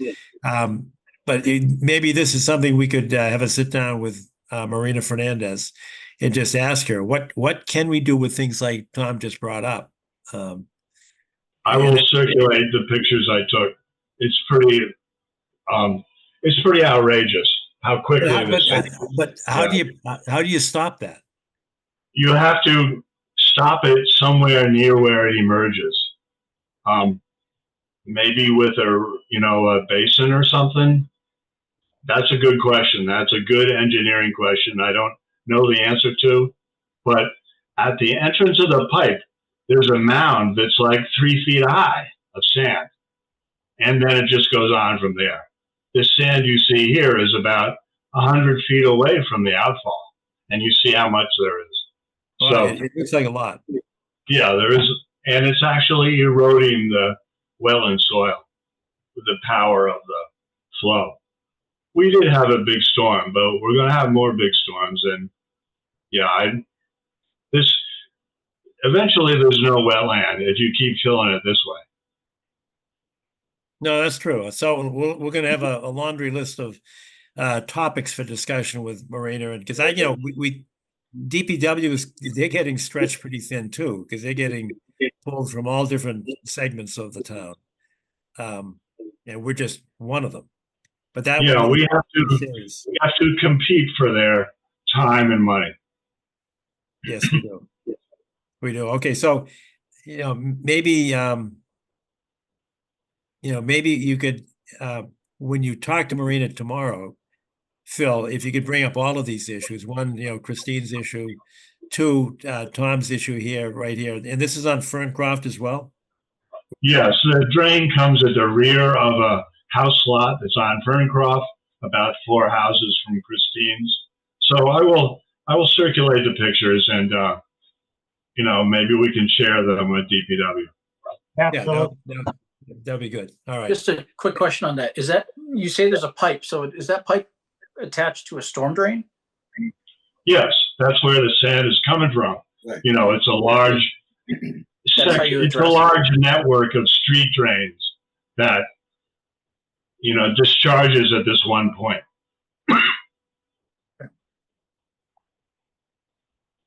Okay, so we're going to have an increasing list of topics that Philip is going to present to Marina.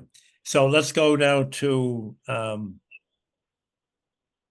5, which is discussion of new tree price continued from August 12th, 2025. We did spend some time discussing it. So I guess at this point, and I don't mean to put the spotlight on you, Wendy, but what's new with this issue, and do you have a specific proposal on the tree price, change in tree price? Because that's the topic. Should we increase the replacement cost for trees? Well, there's not a whole lot of new information from me, but Arthur did have some new information that he did share by email. I don't know, Arthur, if you want to elaborate on that. It was pretty straightforward in the email for everybody. I'll just say that I promised to make some outreach. This is probably the top of the line provider in Massachusetts, located in Osterville. Their pricing is in that document. It's a farm.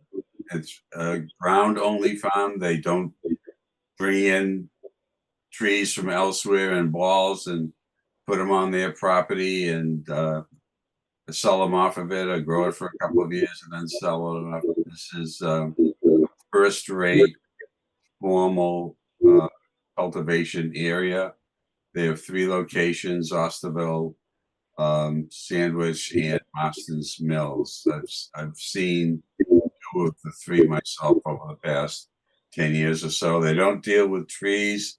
They don't sell trees that are less than 3.5 caliper. They guarantee, I'm doing this from memory of that memo, each tree that's sold for 2 years survival.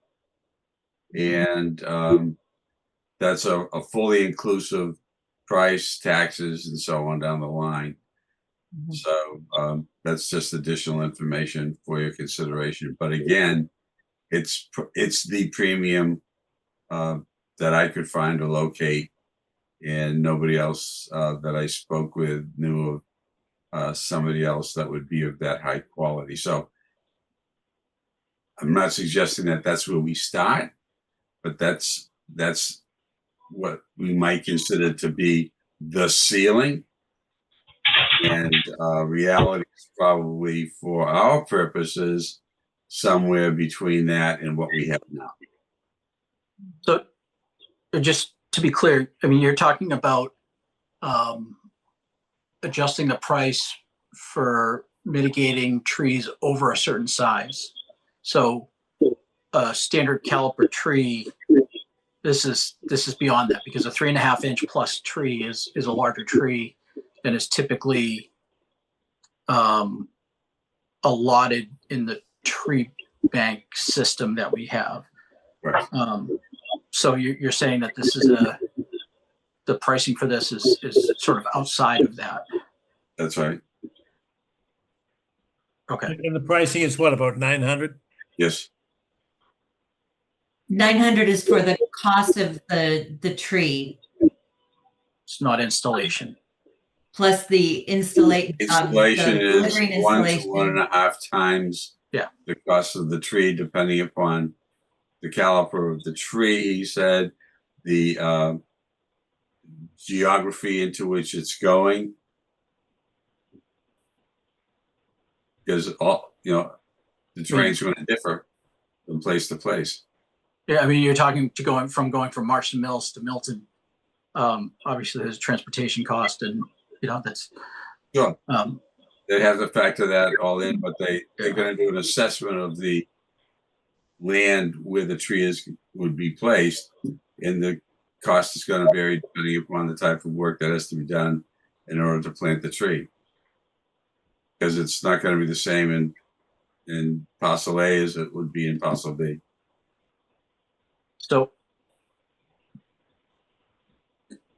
this is where I guess I'm a little 1 to 1.5 times stuck, because if we're using a 2-inch tree as a standard size for mitigation purposes, using the system that we have in place now, which I'm sure we all question whether it's the best system, but it's what we're using.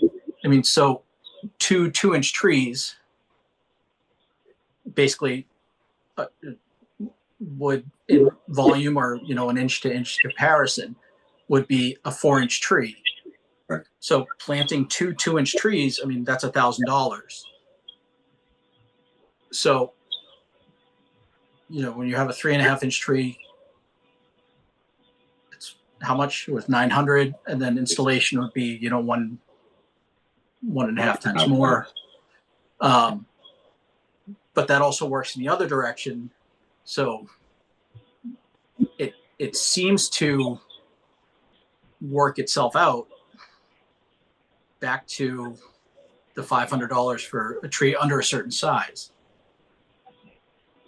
So again, if we're talking about replacing a 10-inch tree, we're not replacing it with a 2-inch tree. We're replacing it with 5 2-inch trees.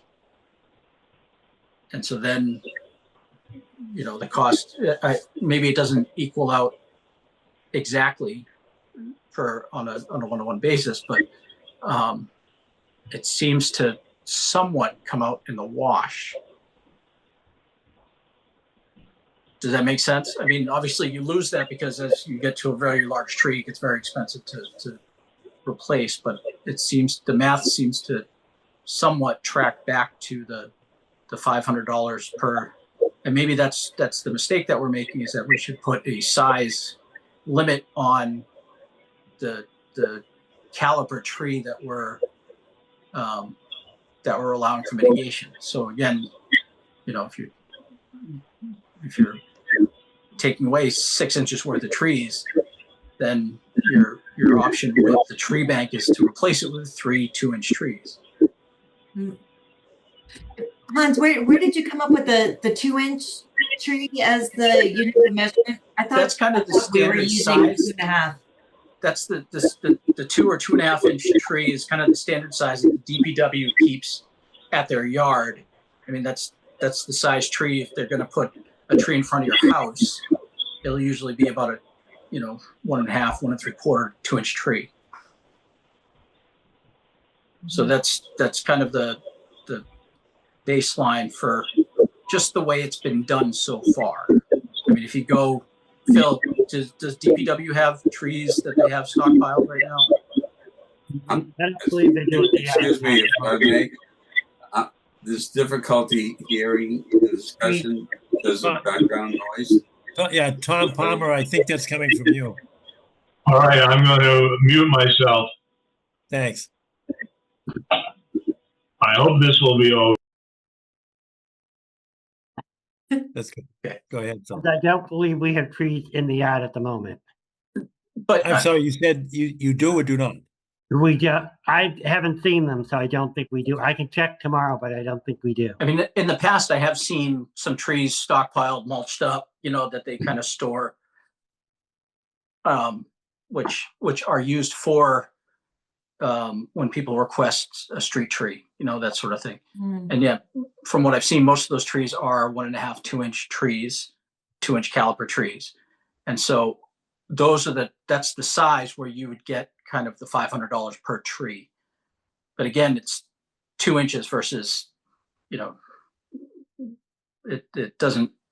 not a 1-to-1 replacement. If someone's getting rid of a 5-inch tree, that's why, so it would be, you're talking about, 3 of those trees equaling out to.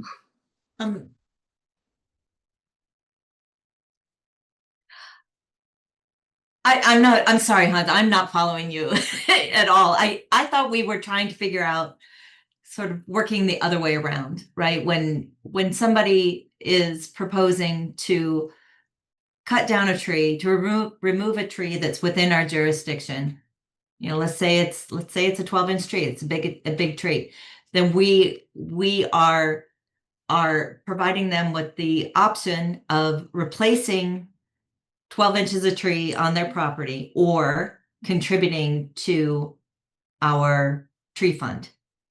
And I thought that we were using a metric of 2.5 inches of tree for replacement. So, and then sort of doing the math from there. So how many times does 2.5 go into 12? Yeah. And multiply that by 500. Yes. No, it's $2,500. Okay. So what I thought that Arthur and I were tasked with was to determine from shopping around at what's available in nearby nurseries, retail nurseries, what it would cost to replace a 2.5 inch, 3-inch tree, and have it delivered and installed and guaranteed for 2 years. And Arthur, please interrupt me if I'm misrepresenting. What we found is that there's all kinds of variety based on who you're buying it from and what exactly kind of tree you are, what species of tree you want to buy. And obviously the different nurseries have different price points, but it does seem that there are some consistencies in that there is a substantial cost for the delivery and installation, somewhere between doubling the cost of the tree itself, if not a little bit more, 1 to 1.5 times potentially. And Hans, you did make a point that the nursery that Arthur recently checked in with down in Osterville, yes, it is far away. But in my experience in shopping with nurseries that are outside of Milton, they add an additional surcharge if you are a certain number of miles away from their nursery.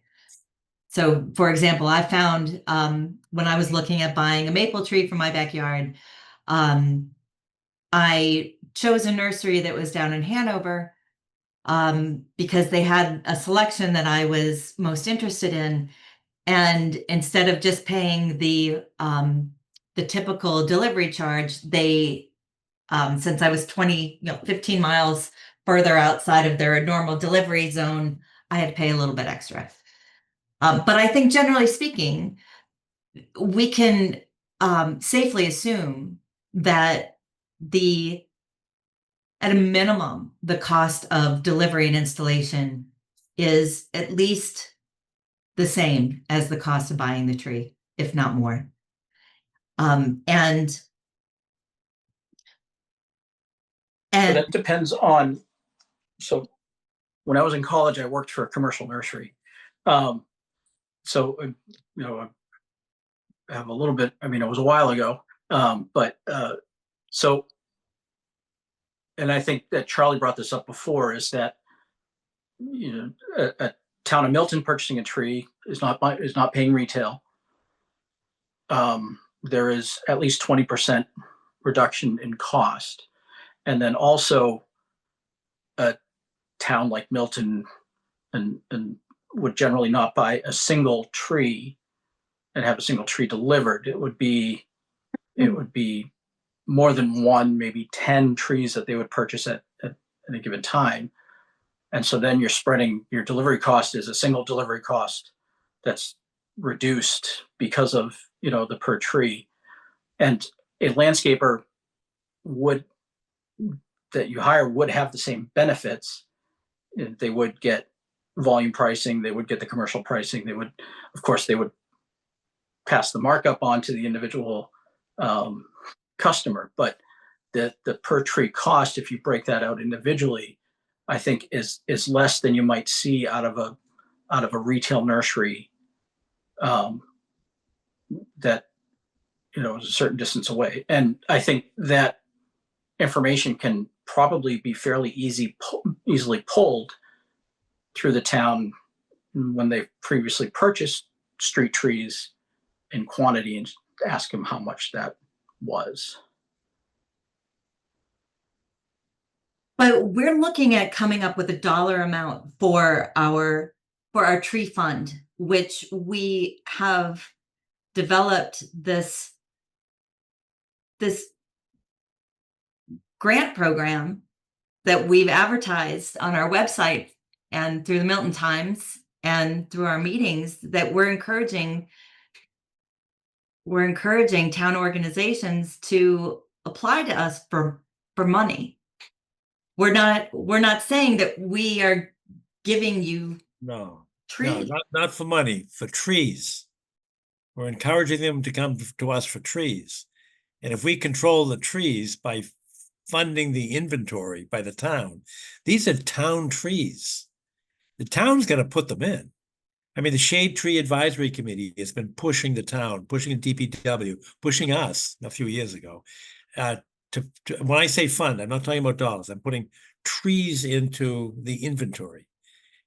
And then the town plants. So we're not, these trees actually aren't going to be planted by somebody from Osterville. They're going to be planted by DPW. These are town trees. Because but that's not what we've said in what's on our website. We work together as a commission to come up with this tree fund application, and that we're asking people for a dollar amount. Yes, you are absolutely correct, and that's what the $500 is for. We're just talking about how much money is it, but where's the money actually going? It's going to the town.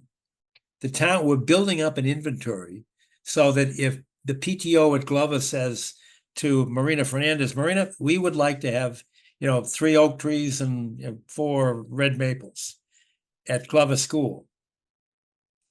That's in the inventory.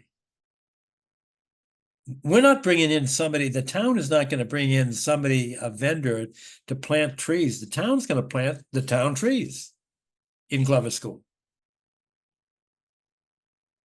I don't think that is what our I don't think that that's what that, the information that's on our website conveys.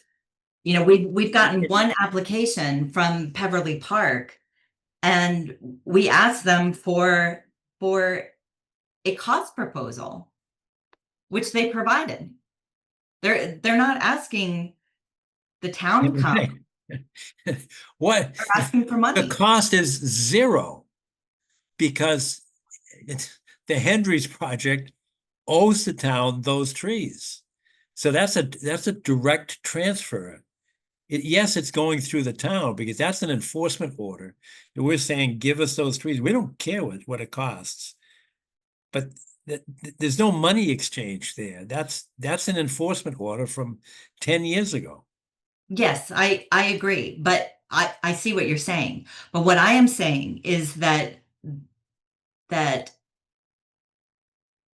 part of what you're saying about the enforcement order came about after Peverly Park folks sent us this application asking for cash.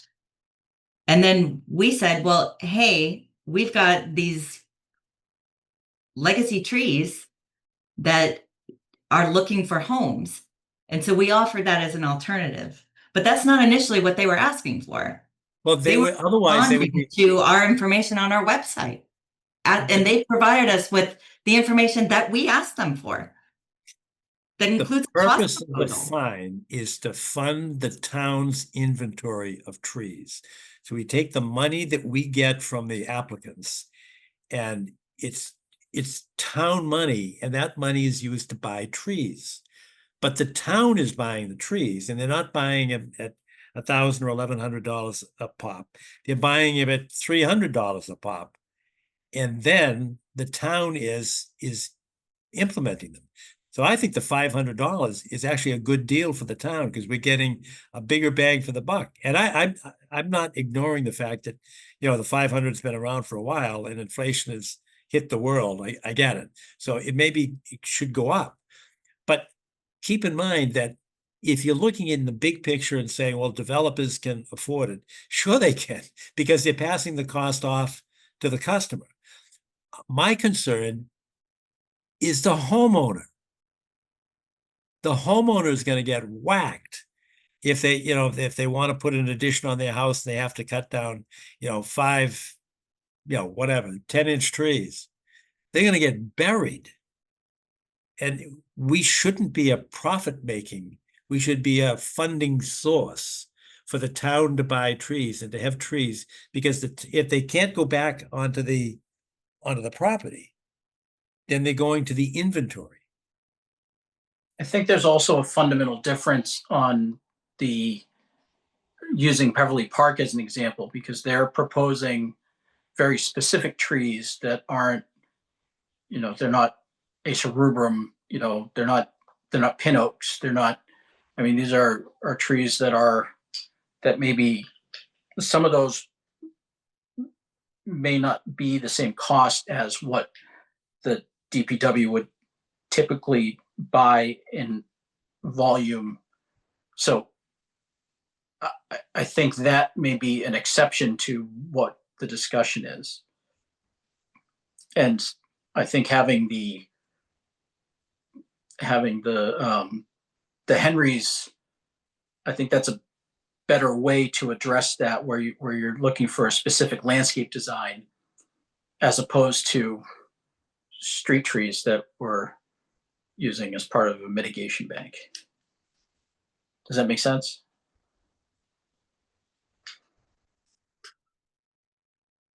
Arthur, do you have a thought or an answer? Can I add something? Another Yes. way of possibly looking at this, my understanding has been that the collateral has always been trees.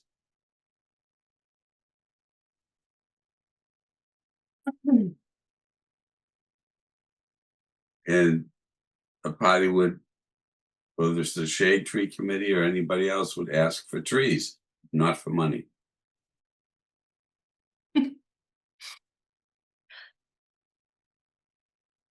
Is that not correct? the trees have a dollar value, but we were never in a position, in my recollection, of saying to somebody, anybody, that will give you X number of dollars. Guys, I'd like to read for you the information that is on the Conservation Commission's website about the tree program. It's a one-page letter that was last revised by our committee, by our commission, on December 12th, 2024, after many, many discussions. Dear tree program applicant, thank you for your interest in seeking funds from the Milton Conservation Commission's tree program. On occasion, the Conservation Commission has limited funding available for planting and maintaining native trees on public property, which we strive to share with community partners through a formal application process on a rolling basis. We do not have a set amount of funding available, so encourage applicants to consider this grant as supplementary to other funding sources. Please include the following with your proposal: a brief description and timeline of your tree project. For new plantings, a landscape design plan that shows the location, type, and size of proposed native trees with installation specifications. For tree maintenance, a site plan that identifies the location, type, and size of trees that are in need of professional care, detailing the maintenance and/or treatment needed. A 3-year maintenance plan for ensuring tree health, includes watering, mulching, weeding, fertilizing, managing invasives, etc., that identifies who is responsible for implementation.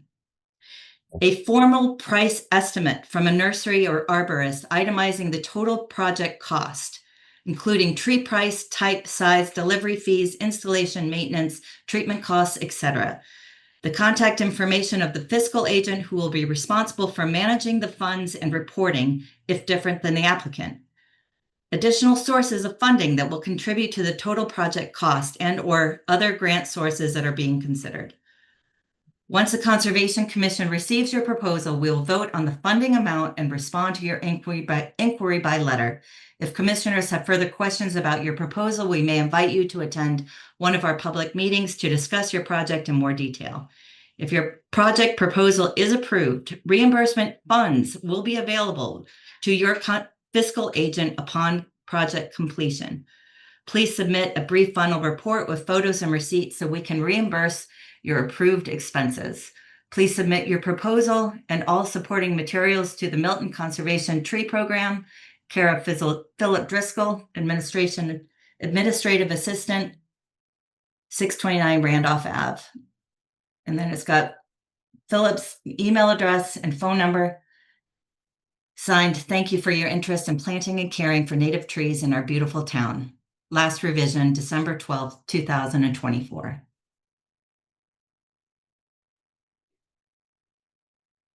Yes. Yeah, well drafted. But I think the difference is That's the final. That's not a draft. that's a good final. That was a compliment. The difference in our discussion is the difference between money in and money out. You just read money out for a proposal. I think the best proposal would be to buy it from the tree inventory that the town is. Buy it from the town, because they're buying cheaper trees, and they can get, if it's a town project, it's a public project. So you go to the town, you get the town inventory of trees, and you get the town to put it in. The difference in our discussion tonight is we're talking about how do you fund it? How do you get the money in? You're talking about how do you get the money out? That is, how does a prospective applicant say, this is my project, I'd like to have the money? That's coming out. Now, I'll grant you, if you go to an arborist or some tree farm, it's going to be a lot more than $500 a tree. I got you. But we're talking about putting money into the system so the town can buy it at cost, at wholesale anyway, as opposed to retail. Then the town is sitting on it. So it's money out versus money in, which would be our fine, if you don't want to call it a fine, or, whatever the financial equivalent of the tree is, we'll call it a fine, a tree fine. It's coming into this pot of gold. Then the applicants come and say, I would like to have, a portion of that for my plan at Glover School. Got it. But isn't the best way to put the trees into Glover School is to go to the town inventory, which is going to be vastly cheaper. The town's going to put it in. Now, it may not be some, legacy species, that whatever, museum quality, something or other. It may be, some kind of a street tree. I'm not trying to, lower the quality of the tree, but I'm just trying to get a system. And I think we're missing each other on the funding source, which would be the applicants that we're issuing the fine equivalent to, versus the applicant coming in for asking to tap into that money to buy trees. I think there's a disconnect in our discussion here. I think what's important is that these organizations want trees and they want them quickly. And the best way may be for them to go to the local nursery and pay to have that done. Or if there were a program in place for them to utilize trees that are in inventory in the town, then maybe that would be another alternative. But we don't have that alternative right now. We're here trying to borrow all this, and it's very time consuming. What do you mean we don't have an alternative? We've got money available, not much, but we've got some money available.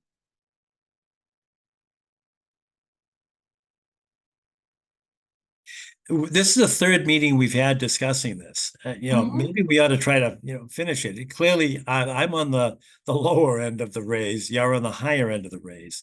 Is there some, proposal in between? I'm just concerned with, turning us into as kind of a money-making operation to the detriment of the homeowners. Those things can be negotiated on a case-by-case basis, John, like they always are. I'm sorry, nobody is forcing anybody to put in an addition that's going to result in the removal of trees. No one is saying that they have to contribute to this tree fund instead of putting it on their site. Nobody is saying that they have to use this as an alternative. I got you. Your position is very clear. I'm just at a lower amount than you are. It sounds like Hans is at a lower amount than you are. I don't know where Arthur and Tom stand. But we've had this discussion. This is the third meeting, so I think we should kind of bring it to a head and try to resolve it. Tom, Arthur, do you have any thoughts? The issue for me is not giving any party the license to draw down any amount that they want because of either where they want to get the trees, the quantity of trees, et cetera, et cetera. There has to be a financial guideline. In what we didn't do is say to people through the document that Wendy just read, this is the range in which we operate. But we're talking about the inputs again. We're talking about how much we're asking people to contribute for the cost that goes into the bank, not how much. But then we have to look at both ends. From it. The way this document is written, it seems as though anybody can assume that they can put it in. They can apply any amount they want. Yeah, they can apply for 7,000 trees if they want. If we can say no. Yes. Correct. That's right. Yeah, I think that was intentional on our part because we didn't. the amount of funding that we have available is so variable. And so I think we did tweak the language to reflect that. So we're Again, we're talking about Discuss it. outputs, but we need Yeah, to, we yeah, we need to resolve the bring this to a inputs. head. Yeah. Tom, do you have any thoughts? I mean, it sounds like there's a I have nothing useful to contribute because I'm sort of, my brain lost its ability to focus on this anymore. But as far as dollar amounts, I think $500 is too little. And last time you asked for another number, we don't have another number, do we, at this point? I propose 1,000. And that would be soup to nuts. The tree, the delivery, the installation, and a 2-year warranty. Based on what size tree? 2.5 inch. That's your motion. Correct. Is there a second? I would second that. Yeah. Any discussion? Hearing none. Wendy, how do you vote? I vote yes. Hans, how do you vote? I vote no. Tom, how do you vote? Yes. Arthur, how do you vote? I'll vote yes. I vote no. Okay, so that's 3-2. Motion carries.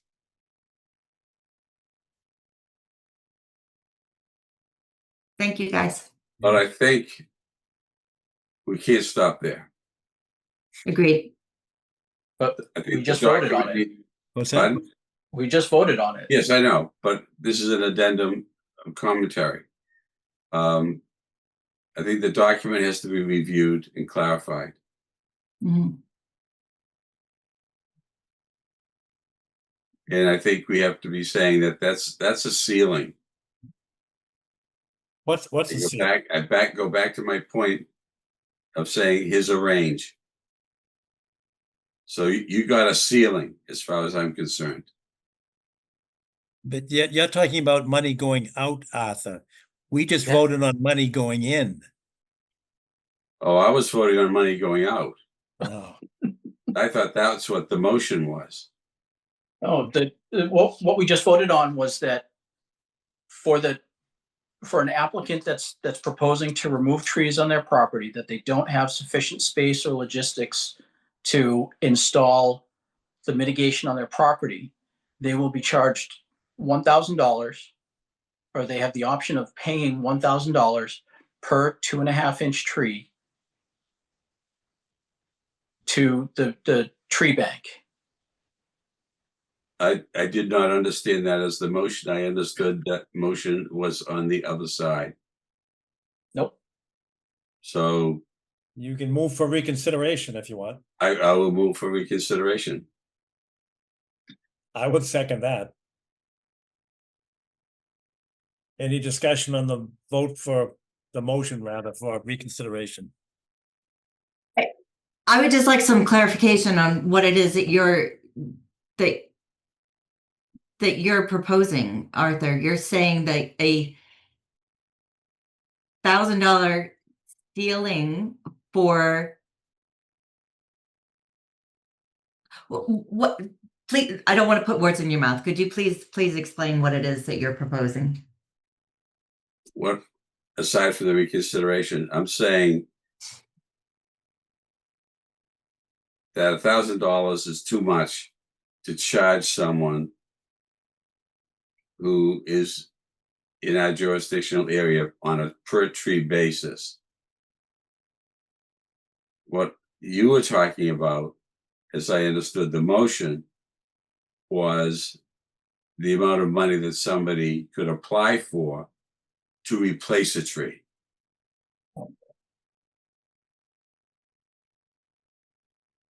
To plant a tree, not to replace a tree.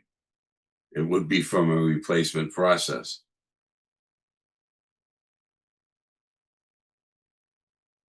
In other words, So if they apply for the funds, right. That's Mm. how I understood your motion, Wendy. That Mm. somebody could apply for up to $1,000 a tree. I did not understand it as that would be $1,000 that we would charge a person who had to have a tree removed or had removed trees in a conservation jurisdiction area. And you were talking in your motion about the full boot, the price of the tree, transportation, planting. Are you saying that Right, that's how I came up with the $1,000 number for to replace a tree based on the data that I've seen, big picture, on average, it's about $1,000 for a 2.5-inch tree to be purchased, delivered, planted, and warranted for 2 years. Okay, now are you saying that you want to move that figure all the way back as the penalty on somebody that's in violation? Correct. If they're taking out a 2.5-inch tree from that is in our jurisdiction, happily surviving in a wetland, and they're voluntarily taking it out, then I think that they should be responsible. we're talking about trees in the buffer. We're not talking about trees in wetlands. We're talking about trees in the buffer zone. We're not talking about trees in wetlands. Right. Jurisdiction. There's a In our big jurisdiction. distinction there. In our jurisdiction. That wasn't clear in the motion at all. We could get $500 a tree in penalties for X number of trees, and somebody could apply for a tree that costs what you estimated, but they only get 2 trees because we only have Y number of dollars in penalties. It's not a one-on-one situation. We currently have a $500 fine or fee, whatever we want to call it. And that's based on data that was collected how many years ago, John? I believe you said over 10. Over 10, I think that's fair. But Charlie just recently verified it. You did. Charlie verified it with only the cost of the tree, not delivery and installation and maintenance. Right. And most of the data that he collected was wholesale. Right. John That's what said that's what the town spends. But John, you said last meeting that the $500 that we currently charge was based on data collected a decade ago at retail cost. I think that's true. I think you're accurate. It was. So, But so that's based on that, Charlie I actually think made. Go ahead. I didn't mean to interrupt. if that is the metric that was agreed upon a decade ago by our predecessors, including you, John, I think that it would make sense to have that same metric in place today, but updated to 2025 expenses and dollars. Sure. And that's exactly what Charlie Bosworth said as a developer and a contractor himself. He said there's been a remarkable, limited increase in this market. And he actually broke it down into labor costs. And he said it would cost about $150 in personnel to put it in and then he said, if you had 2 people, it's less than $300. It was like $140 each worker or something. And so he said those prices haven't gone up. The labor costs. He said that's remarkable, but it's true. So he was actually the metric that I was looking to as the person with the boots on the ground that said, this is what I pay. I can tell you with boots on the ground as a homeowner who goes to a local nursery that the costs have gone way up. That's my point. Up since COVID. We're talking town trees. We're getting money for the town to buy the trees. And then they're the ones that are putting, remember, this is public land. So if, PTO at Glover School wants land, if the street needs land, that's the pressure that we, the Conservation Commission, are getting from Branch Lane, the tree warden. That's the pressure we're getting from Bill Madden on the Shade Tree Advisory Committee. Help us fund the trees for the streets to get our canopy back. The town needs money, and the town is buying it wholesale. It's wholesale. But So anyway, we have been collecting money at the tune of $500 a tree based on prices from over a decade ago. Yes. So let's get it up to $25. We've had the same discussion now. This is the third meeting. We've got a motion for reconsideration. This, I guess, is a discussion about the motion, but we've got to bring it to a vote. There is a motion. It's been seconded. Is there further discussion on the motion for reconsideration? Hearing none, then there's a motion for reconsideration. Wendy, how do you vote? I don't understand what a motion for reconsideration is. What am I voting on? Reconsideration. I still don't hear a dollar amount. Wendy, it's a motion for reconsideration of the vote that was just taken to increase the fine/fee to $1,000. That motion was passed in less than an hour ago. And there is a motion on the floor that's been seconded. There has been discussion. It's to reconsider that vote. How do you vote? Sure, we can reconsider it. Sure, yes. Hans, how do you vote? To reconsider? Yes. Yes. Tom, how do you vote? You're on mute. I vote yes. Arthur, how do you vote? Yes. And John Kiernan, vote yes as well. So now on the floor is your original motion to raise the fee/fine to $1,000. That's your original motion that's now being reconsidered for a vote.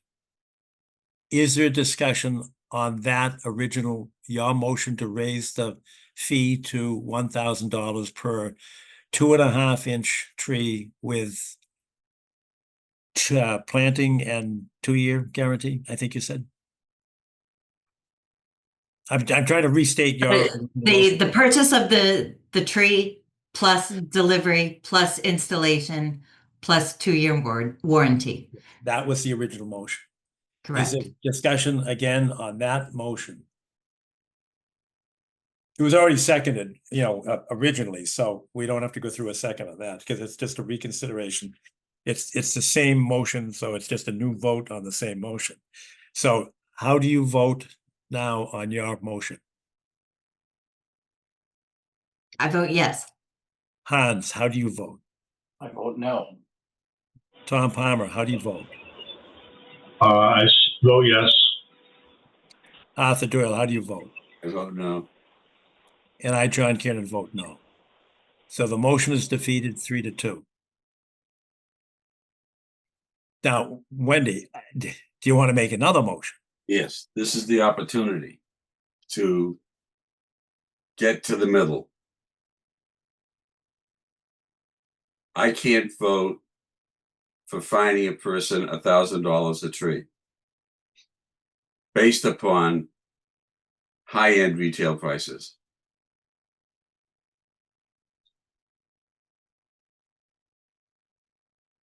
The $1,000 that I proposed was not based on your high-end estimate, Arthur. It was based on all of the other estimates that have been provided, not just yours.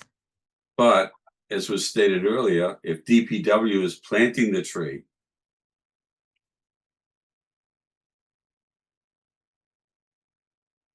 if we are buying as a town on a discounted wholesale basis, if we're possibly buying quantity on a discounted basis, we're not factoring all of those things in.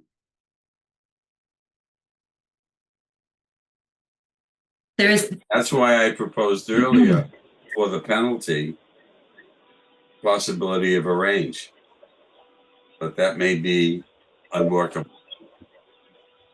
The range could be Isn't- 5. Isn't there another purpose for this figure, namely to try to persuade the homeowner who is cutting the trees to save them in order to avoid the big charge?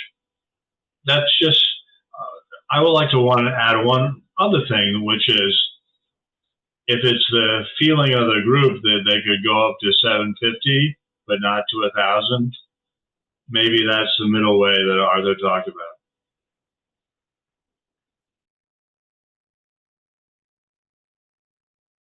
Yeah, and just to add to that discussion, I'm looking back at the email that Charlie sent us back in July 22nd, in which his discussion with Branch Lane, the tree warden, said that wholesale price for a 3-inch caliper red maple or similar was $355, not including delivery or installation or maintenance. So $355 just for base. And then he's got a couple of other prices on here too. A local nursery to remain anonymous, 2.5 to 3-inch caliper pear tree, $425 retail. Again, that doesn't include the delivery, installation, or warranty. And then he also cites another wholesale nursery for a 2-inch caliper tree, $200 to $300. Not including the delivery, installation, or warranty. Let me try this. And throw bricks if you'd like. What if we took that 355 figure and then we added $150, which was quoted earlier for installation? Was that for the total installation? Was that per man, John? Do you remember? I think it was, I think it worked out to $40 an hour now that I'm thinking back on Charlie, and it was 120 times 2, so it was 240, I believe. Okay, so 355. Why don't we just take 10 years of inflation over $500? Yeah. What do you have for that? 680. So you want to go to $700 a tree, Wendy? I don't, but I asked Wendy.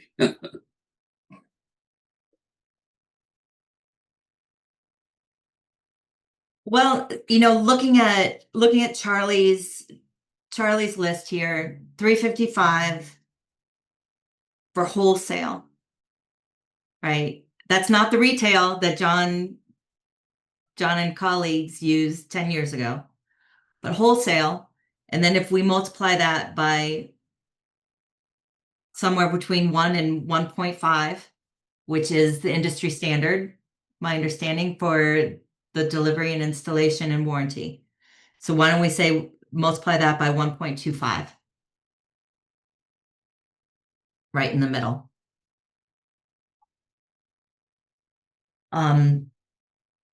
So that is around around 750, I'm guessing. I would be happy around the 750 mark. Happy enough. So why don't you make that motion? Okay, I move that we increase the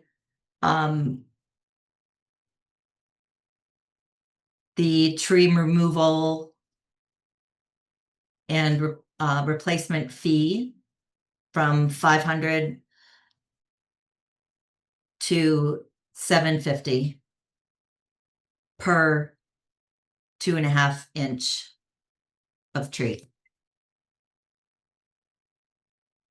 Is there a second?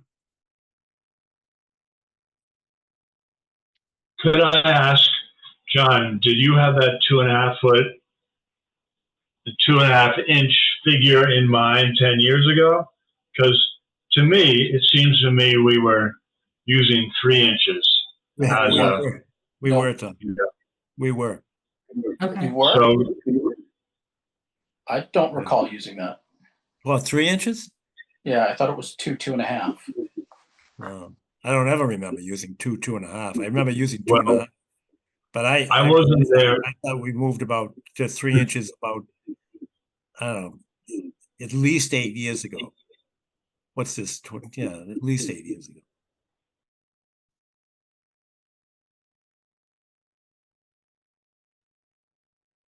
And there has been a lack of uniformity because I know we were bouncing between 2.5 and 3 for some period of time. And that's, I guess, one of our difficulties. We haven't been specific on whether it's 2.5 or 3. But Well, I would propose amending the motion to go to 3 inches simply because it's a round number. And I think it's a good number. I don't know. What I like about your number, Tom, is that it has a better survival rate. Uh-huh. But if you go to I 3 wonder if, inches at 750, yeah, Wendy, I just want you to understand that that's going to bring the dollar figure down, right? Because if you've got like, you know, a 9-inch tree or a 10-inch tree that you're taking down, you're going to have 3 as opposed to 4 trees. Well, I thought we round up, don't we?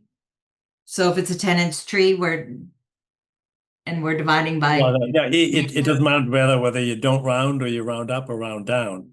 If you go to a 3-inch measurement, it's a higher divisor. You know, when you're dividing into the sum of the circumference or the total diameter, which is fine. I mean, I think 750 is too high. But if you go if you put a limit on it at 3 inches, then, you know, 750 for 3 inches is better than 750 for 2.5 inches. I agree. Because the applicant's going to have to buy more trees if it's 2.5, and less trees if it's 3 inches. So, I still think the 750 is too high. I came up with We're looking for a consensus. I came up with $715 actually, with the calculation that we had done earlier. Would 700 be too low for you, Wendy? Doesn't mean we can't change it again in the future, but it would give you the start. Yeah, it's too low for me. Okay.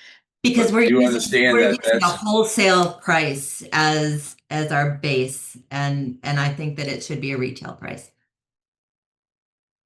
why because that was the metric. somebody can go out and buy a 10 tree years from ago. anywhere in the world. I'm sorry, what?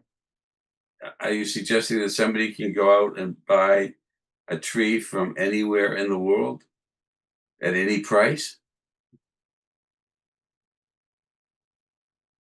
We gotta Hypothetical. Sorry. we gotta move the I'm hesitating because I don't know if there's a motion on the floor, because I'll make a motion. If that's okay. And that is that we move the price to $715, 715, for a 3-inch caliper tree that's been removed. We don't have to get into planting or survival or anything, because this is only the fee side of it. It's not the applicant looking for our money that's gonna, you know, transport it and put it in the ground and take care of it for 2 years. It's the fee part of it. So if somebody removes a 3-inch caliper tree, then they have to, and they can't replant it on site, then they have to pay $715. Why 715 and not 750, John? Because that's the calculation that Arthur just did on the data that we had. Correct, Arthur? Correct, and I would even round it to 700 for administrative purposes because it's closest around down to from the 715. But it gives us a $200 breakage from where we are at the present time, and it doesn't mean that we can't a year from now go up another $200. This just gets us off the $500 plateau. Right. I'll take that as a friendly amendment and accept it. So the motion is $700 for a 3-inch caliber tree. I'll second. Any discussion? All in favor, Arthur? Yes. Tom Palmer? Yes. Hans? I'm still a no, but that's okay. Okay. All right. Wendy? I'm a no. Okay. So it's 3-2. Okay. All right. John, it's important that the minutes denote what you just stated. This is on the penalty side. Yes. Correct. Yes.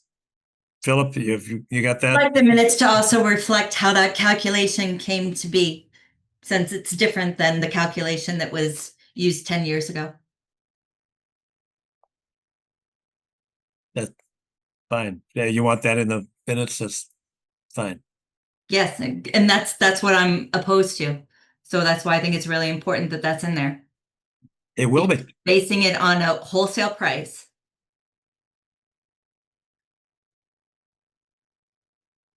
Did we also base The minutes will reflect that, Wendy. and there was an adjustment for inflation. Yes. All right, thanks. We're done with that. So we go on to new business, and we've got 2 things. And Roy Chambers, he gets the award for patience. God bless you, sir. Because I sent around what you sent to me regarding the Holland, the Unquity Road, Holland Street Dam, the problems with the water there, and particularly your focus on the need for cleaning out that culvert. Beavers or no beavers, the culvert needs to be cleaned. And I think that you've heard the beginning discussion that we've got to go to Marina for other assistance. And I think, you may want to, for the public record, from that perspective, tell us what you found. Well, what I found was that the dam itself is a mess. It's overgrown. Over the last 20 years, trees have grown heavily around the whole area. Vegetation, the Holden Pond has overgrown. If you even have a chance to swing by, you'll see what I mean. There's actually in the Holden Pond itself, it looks like there was a car accident out in front. They threw the bumper into the Holden Pond. They threw cement pilings into the Holden Pond there.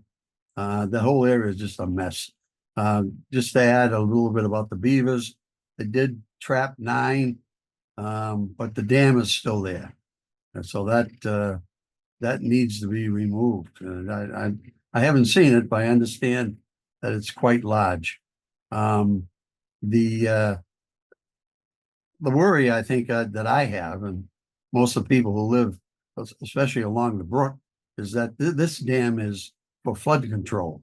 It needs to be cleaned out, opened up, and so that we are protected from future floods, as we've seen some heavy rains recently. But I guess that's about it. So I'm looking for support from the commission and in getting the DPW to add this to their list, and it really needs to be addressed. I mean, it is a serious situation. And if any of you are interested, I have a website, pinetreebrook.com. Go on it, you'll see what I mean. And you see, I have all the pictures on there. Hans. Just a quick question. I mean, the impoundment is owned by DCR. That's DCR property, correct? I'm sorry. I'm sorry, I didn't understand you. So you're talking about the flood control structure, the actual dam itself, and then The dam itself. the downstream side of the dam where that culvert is that goes underneath. That's on DCR property. That's also the impoundment itself is on DCR property. The reason I say this is because DCR also administers the state dam safety program, and DCR also has on staff a state dam safety officer whose prime responsibility is to make sure impoundments like this are maintained properly by dam owners. I think that if we ask the town to, or if we push the town to do something, I'd highly recommend involving that dam safety officer in that discussion from DCR and making them aware of it. And the other reason I bring it up is because DCR dam safety has standards for how impoundments and flood control structures should be maintained. So at the end of the day, while the town might end up taking responsibility for it, it should really be DCR following their own rules. Well, I'll tell you what, then the guy who's responsible for that has been sleeping at the wheel, because that place is a mess. And like I said, if you know anything about it, all you do is take a look at it and you'll see what I mean. It's terrible. You used to be able to see the Pine Tree Brook when you went down to the dam. You can't ever see the brook anymore. It's so overgrown. The berm is just, if you go back 20 years ago, what it looked like, it's shocking. Absolutely shocking. It's a shame that it's like that.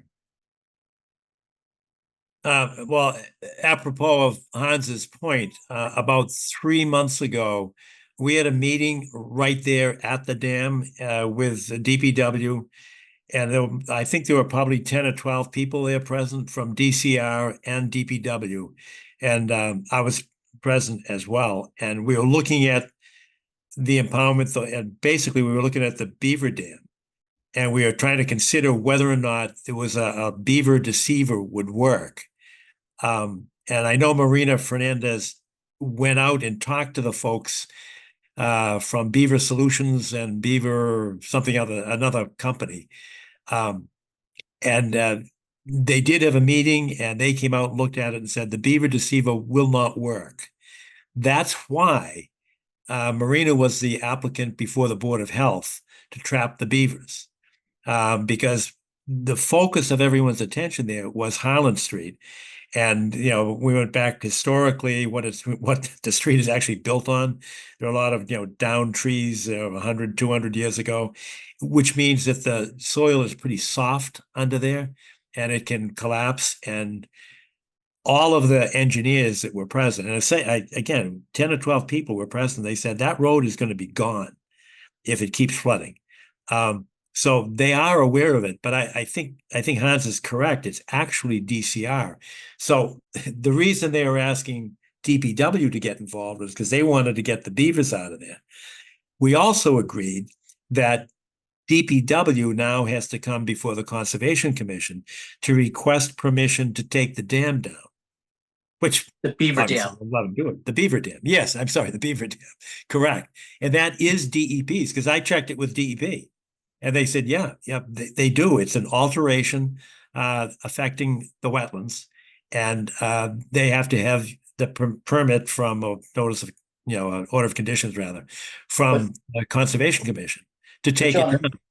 I believe that land up there at the top is owned by the Conservation Commission. It is. You're right. So we're talking about two different things. We're talking about the beaver dam up top on conservation land, and then we're talking about the impoundment on the lower side by Unquity Road. Yes. On the downstream side, which would be owned by DCR and the responsibility of DCR. Correct. And I know you're upstream, downstream, and I think you're correct. Right. But I do expect DPW to seek a permit to take the beaver dam down. That's only part of the problem. I got it. And there's also the culvert under Harlan Street. that's problematic. Yes. And so to my point, I think it may be worthwhile emailing either through the town or Mr. Chambers. I'm sure, if you have some free time, to bring that to the attention of the state dam safety officer. That individual is responsible for statewide, the impoundments that are not FERC regulated. So, I mean, there's a good chance that that individual doesn't know anything about it. So it may be worthwhile to bring it to their attention. I don't see how we could avoid not knowing what's going on down there.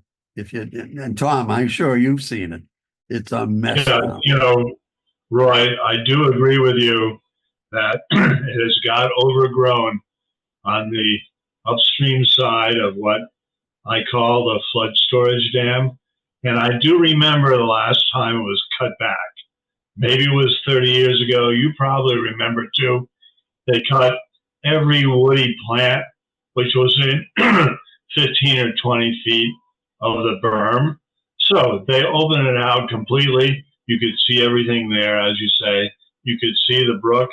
And I think that was appropriate work, because if you allow the woody plants to establish themselves around the base of the dam, it's bad, because the roots get into the foundation, and when the roots rot, that leaves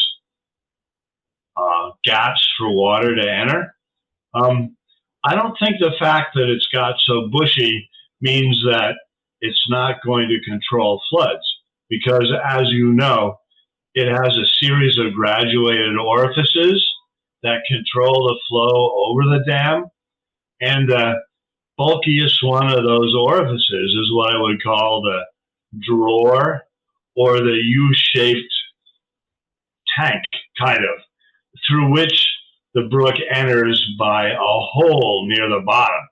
And when that hole fills up, the brook comes up the sides of the drawer. And in all the big storms I've seen for 30 years, it's never come up more than halfway up the sides of that drawer. And I don't think simply the presence of woody stuff there makes a difference in how high up it comes the drawer on a big storm. But I still agree that you're absolutely right, that all that woody stuff should be removed. And I don't know who did it last time, whether it was the town or the DCR. I agree with Hans that the pool below the dam, which I would not call an impoundment, because an impoundment means water that is held back. It's more like a culvert. Well, yeah, you could call the dam the impoundment. Right. That area, there's a pool below the dam, and then a culvert under Unquity Road. And that pool is also full of vegetation, but there's a little difference. It's mostly not woody. It's mostly cattails and smartweeds, and they look pretty lush in the summer, but in the spring they have to start over again. So if I was permitting the vegetation management there, I would say, if you find some woody stuff there, you can take it out, but leave the rest, because I don't think the cattails and the smartweeds are really impeding the flow that much. So that would be my prescription. Yes, Roy is correct.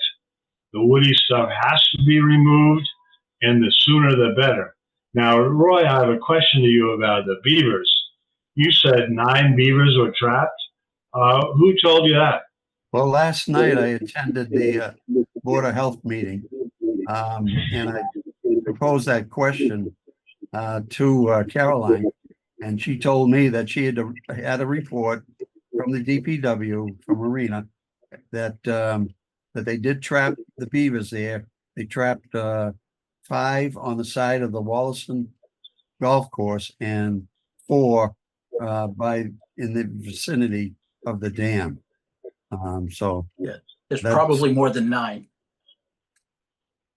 Thank you. I wasn't aware that any of the trapping had happened. I thought they had to wait until November. That is interesting.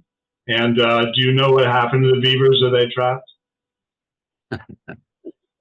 What always happens. Okay. They kill them. Yes. Yeah. Did you ever see any of the traps? I didn't see any traps.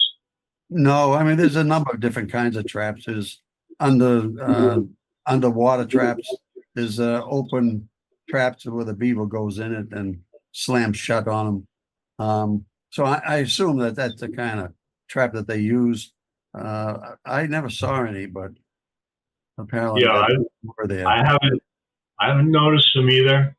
All I guess I'm saying is, as far as this vegetation goes, you're absolutely right. As far as the beavers go, I'm still not convinced that this trapping is the right answer, but it's happening, and we'll see what its impact is, I guess. I did notice today that as you drive up Unkley Road in the Blue Hills and maybe return the same way, you can certainly see all the new dead trees that are in the area above the dam. That's mostly not DCR land, mostly Milton land, and those trees were killed by flooding by the beavers, and they have changed the look of the entire area of the town forest with their dam building. And yeah, I think I hope we find a better solution than trapping, but I'm not sure there is any. I would not say myself that it looks to me like water levels have come down, even though the beavers are apparently all gone. So how effective was it? I would question that. Well, actually, to that point, Tom, I have a video that I took in 2006 of that area when they had a serious amount of rain, 10.10 inches in the month. And it shows how Holland Street was completely flooded out. There was no beavers there then. So that is a consistent problem. I mean, they built Holland Street straight down through two watersheds, or created two watersheds. The Milton Conservation, the Commission watershed, which abuts Wollaston, and then the other side, which goes up against the Pine Tree Brook. So always going to. Yeah, I agree. There's always been flooding on Harlan, but I drove by today, and it looked to me like the water on the upstream side was higher than it normally is late summer. And somebody, maybe you remarked in your website that the pool on the downstream side of Harlan, where the culvert empties into, that dries out in dry summers. It was chock full today. Yeah. So it does look to me like the water levels along Harlan are affected by the beaver dam between Harlan and the flood storage dam. And they trapped the beavers. Maybe they have to go back and open the dam for the work to be effective, because it seems like, the levels are still high. Yeah, and Marina said she would do that. I've talked to her about DEP's requirements that they seek a permit, and she said, "I'll do it." Once the beaver. Well, I guess we will be seeing it again then. Yes. Correct. Not going away. Right.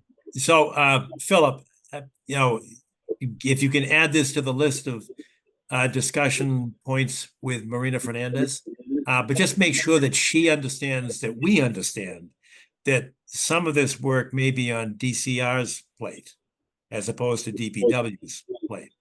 That we are aware of that, and I know she's acutely aware of it, because that's why the DCR folks were present at the meeting several months ago.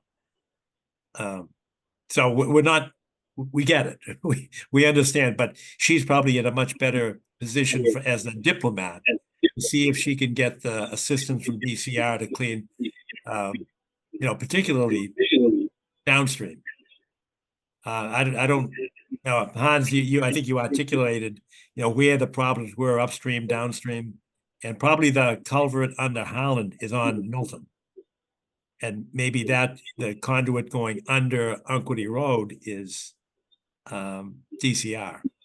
That's correct, John. I'm looking at the town's GIS, and the DCR land follows Unquity Road, and it comes enough easterly toward Harlan to capture the intersection and everything up to the crest of the dam. When you're over the crest, then it's Milton. And as far as the dam itself, the portion of the dam that is west of Harlan Street, namely along the berm on Unquity and the actual structure, the concrete structure, all of that is DCR. But the portion of the dam that's on the other side of Harlan and goes up toward the homes up on the hill, that's Milton land. So Milton owns about 1/4 or 1/5 of the dam, and only the part east of Harlan Street. DCR owns the rest, including the pool below. So the other thing I think is worth noting is that the height of the water on the downstream side, so in the tail race, is controlled by what the next structure is from there. So the next structure downstream from that is the dam that was removed at Canton Ave. So that might also be part of the reason there's an increase in vegetation, because that water level's been subsequently lowered to allow for increased fish passage. And so the water isn't actually maintained as high as it used to be. But that was part of the reason I requested to Phil and the other commissioners the application for the dam removal at Canton Ave, because there were actually 3 dams. The flood level there, or the flood control. There were 3 dams that were part of the project. The one in Canton Ave, the one below that little sliver of a pond that is right up by the flood storage dam. You know, the brook goes through the culvert under Unquity, and then there's a little pond on the west side of Unquity. That was drawn down by partial removal of that dam. Another dam was removed at the other end of Unquity at Canton.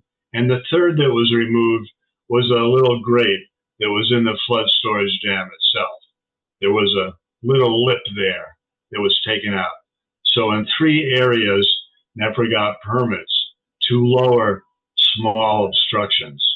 And yes, you would think when they do that, that levels would be lowered. But if you had driven up and down Unquity as much as I have this year, you have noticed that the water is higher everywhere. You can see it, the actual water, as you go south past the hockey rink towards the flood storage dam, looking off to the right. It's been higher there all summer. And so I think the beavers have sort of counteracted that work that you mentioned. The NEPRA lowered 3 obstructions. The beavers added more obstructions. And the beavers have raised the water higher than NEPRA lowered it. So the beavers are at work, and for the moment, they seem to be calling the shots. Yeah. So again, going back to my original point, is that this is all stuff that is and should be entirely with you in under the purview of DCR dam safety, because beavers affect impoundments as well. And so, I mean, this is a matter that they should just be made aware of so they can address it. Right. And that's the message that I think that Phil is going to take to Marina, that we recognize that, but she's probably in the best position to invite their response. All right. So is that okay, Phil? You can put that into a message to Marina? Yes, I'll take care of that. All right. And tell her that I can meet with her, talk with her. She can talk with any of us. She may want to talk to Hans. Yeah, I worked in hydropower for a number of years, so I have a fairly conversant understanding of how dams work and flood control. All right, good. All right, so we've got that message, Roy. Thank you very much. That was very good information, and we're grateful. And the second point of new business And he was going to try to join us, but he was somewhere in New Hampshire, and that was Jeff Stone. And I sent his information around involving the Milton Brook Walk. And that was a CPC. Wendy will be familiar with this proposal because he's looking to improve and enhance the path that goes alongside the brook, not the entire distance, but from the deposit certainly up to Houghton's Pond. And he's very active and very energetic and very focused on this. And at the CPC meeting in June, the committee members suggested that he work with the Conservation Commission, and also I think with Deborah Milbauer with the Pine Tree Brook Association, because they've got a grant for basically from Thatcher Street to Blue Hill Ave. I'm sorry, Blue Hill Parkway, to enhance and improve and get the invasive species out of that section. So we're all talking. And Jeff and I tried to set up a meeting with Bill Madden with the Peverly Park, because we're trying to make sure that all the paths connect. That meeting that we had scheduled for Friday afternoon fell apart, but separately we talked Monday. And so Jeff talked to Bill, and I talked to Jeff, and he wanted to make sure that we all saw this proposal. The reason is he is going to come to us to see if he could get the Conservation Commission to support his proposal as it relates to his proposed pathway from School Street, adjacent to the brook, up to the Glover School. Now, if you read his proposal, it also goes from School Street, towards the Neponset. And one of the problems on that side of the proposed walkway, brook walk, is a lot of private land. He's going to have maybe the same problem from School Street to Glover School. And he recognized, he said, sometimes you're going to have to take a detour or walk along the sidewalk and then get back next to the brook as you head towards, Central Avenue, and as you cross Brook Road by the high school. I'm sorry, the Pierce School now. Go down Lincoln Street, cross Thatcher Street, go all the way up to Blue Hill Parkway. It does change there, but he is going to ask us to support his proposed brook walk, including a raised platform of some kind between School Street and Glover School. Now, what his proposal entails is going through our land. So he said, do you guys support that? Now, it depends on how long you've been on the commission, but I think I've seen 3 proposed projects at lot 15, which is actually the lot next to Craig McNaught's house on Herrick Drive. That's the first house on the left is Craig and Pat McNaught's house. If you come back towards School Street, the area to your left is what's called lot 15. The town owns that, and they took it by tax foreclosure, because back in the early to mid 80s, the developer, it was Toby Hurd actually. So he developed Herrick Drive. And so there are, I don't know how many houses on Herrick Drive, but the deal with the Conservation Commission then, and this is like 86 or 87, they said, okay, we'll grant you those permits there. You've got orders of condition, but you can't build on lot 15. So over the years, I've seen 3 proposed projects there, and each one of them was denied for a couple of reasons. One, it's almost entirely wet. And secondly, the original deal with the Conservation Commission back in the 80s. I wasn't there in the middle 80s. So he came to us and said, well, can I put a pathway through there? And I said, I don't know. We'll have to present this to the Conservation Commission. Public access is good. We support public access to open space in the wetlands. Boardwalks are, although they're very, very expensive. I said, we just saw one recently when we were up at Houghton's Pond next to the field house, between the field house and Marigold Marsh. That was beautifully done by DCR, but that's pretty high off the ground. He's talking about one that's very low to the ground, but that's what he'd like to propose. And one of the issues is that I don't know if he can get all the way to Glover School because of private landowners. I don't know that.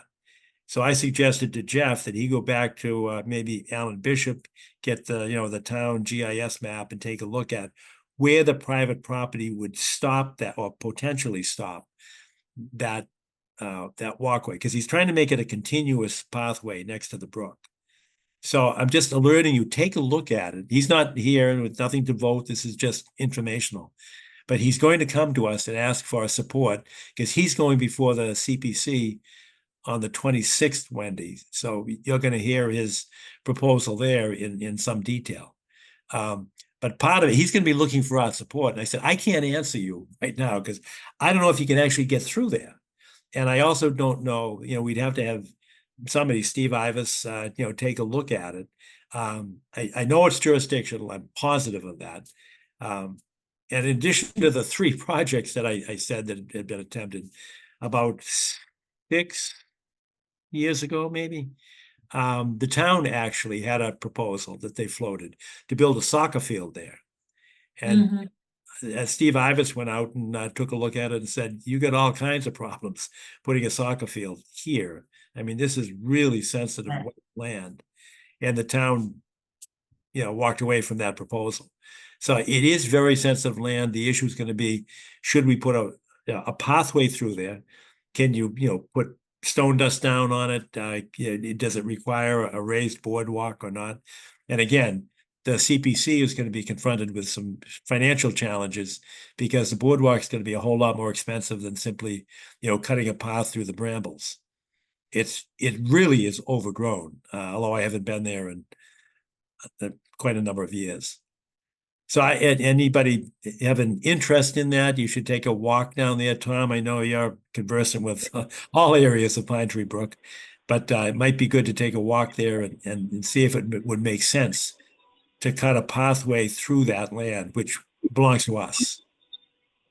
I am familiar with it, John. I've been there fairly recently, and as to your question of whether you could get through to Glover, in between McNaught's lot and the lots across the brook, according to the GIS, there is a narrow corridor that touches the Glover School property. The issue is perhaps that wetlands are there too. It was how do you get across the brook?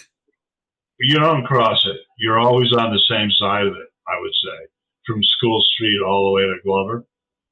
You're always on the west side of it because it generally runs on the east side of those lots on Eric. It's straightened, it's channelized. And really, if you're talking big, and Jeff does talk big, I love his report. He looks at the whole route and talks about all the things that could be done. I think when he comes to CPA, I'm wondering what the project will be because it's really 7 or 8 different projects, all of them ambitious. At any rate, in this particular area, I would think you could get through it without a raised boardwalk. The only thing you might have to cross is some drainage channels coming off Herrick Drive. I was Craig's wetlands consultant way back when.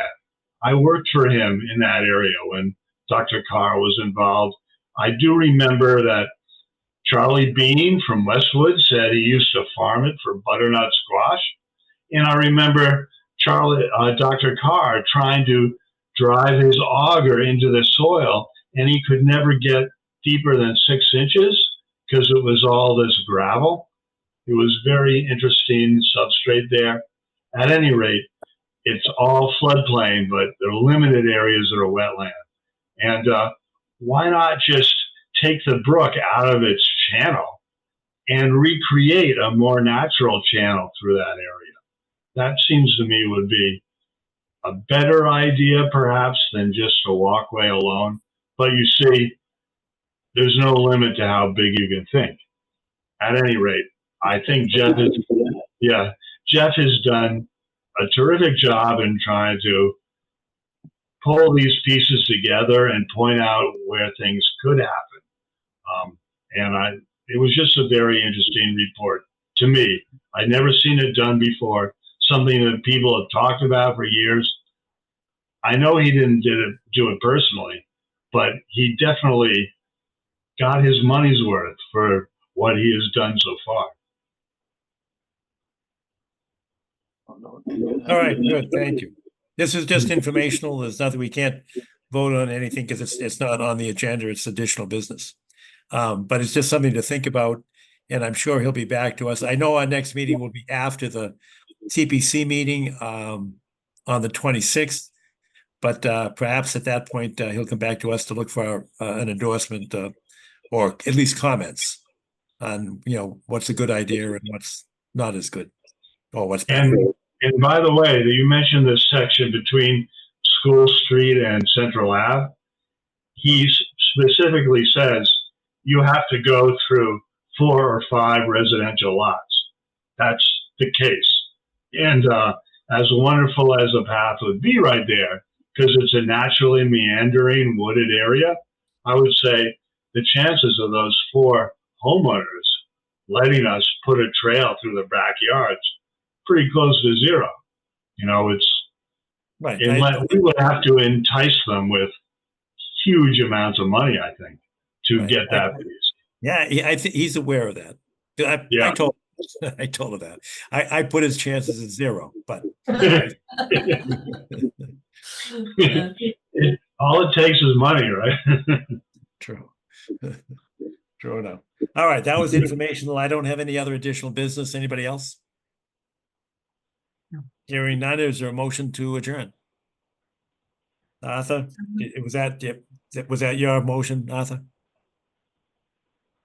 Oh, you're on mute. Mute. There you go. How sweet it is. That was a motion to adjourn. All right, good. Second. We're all in favor. Aye. Thank you, Arthur. All right. Good night, all. Right. Good night, Bye. everyone. Good night. Thank you.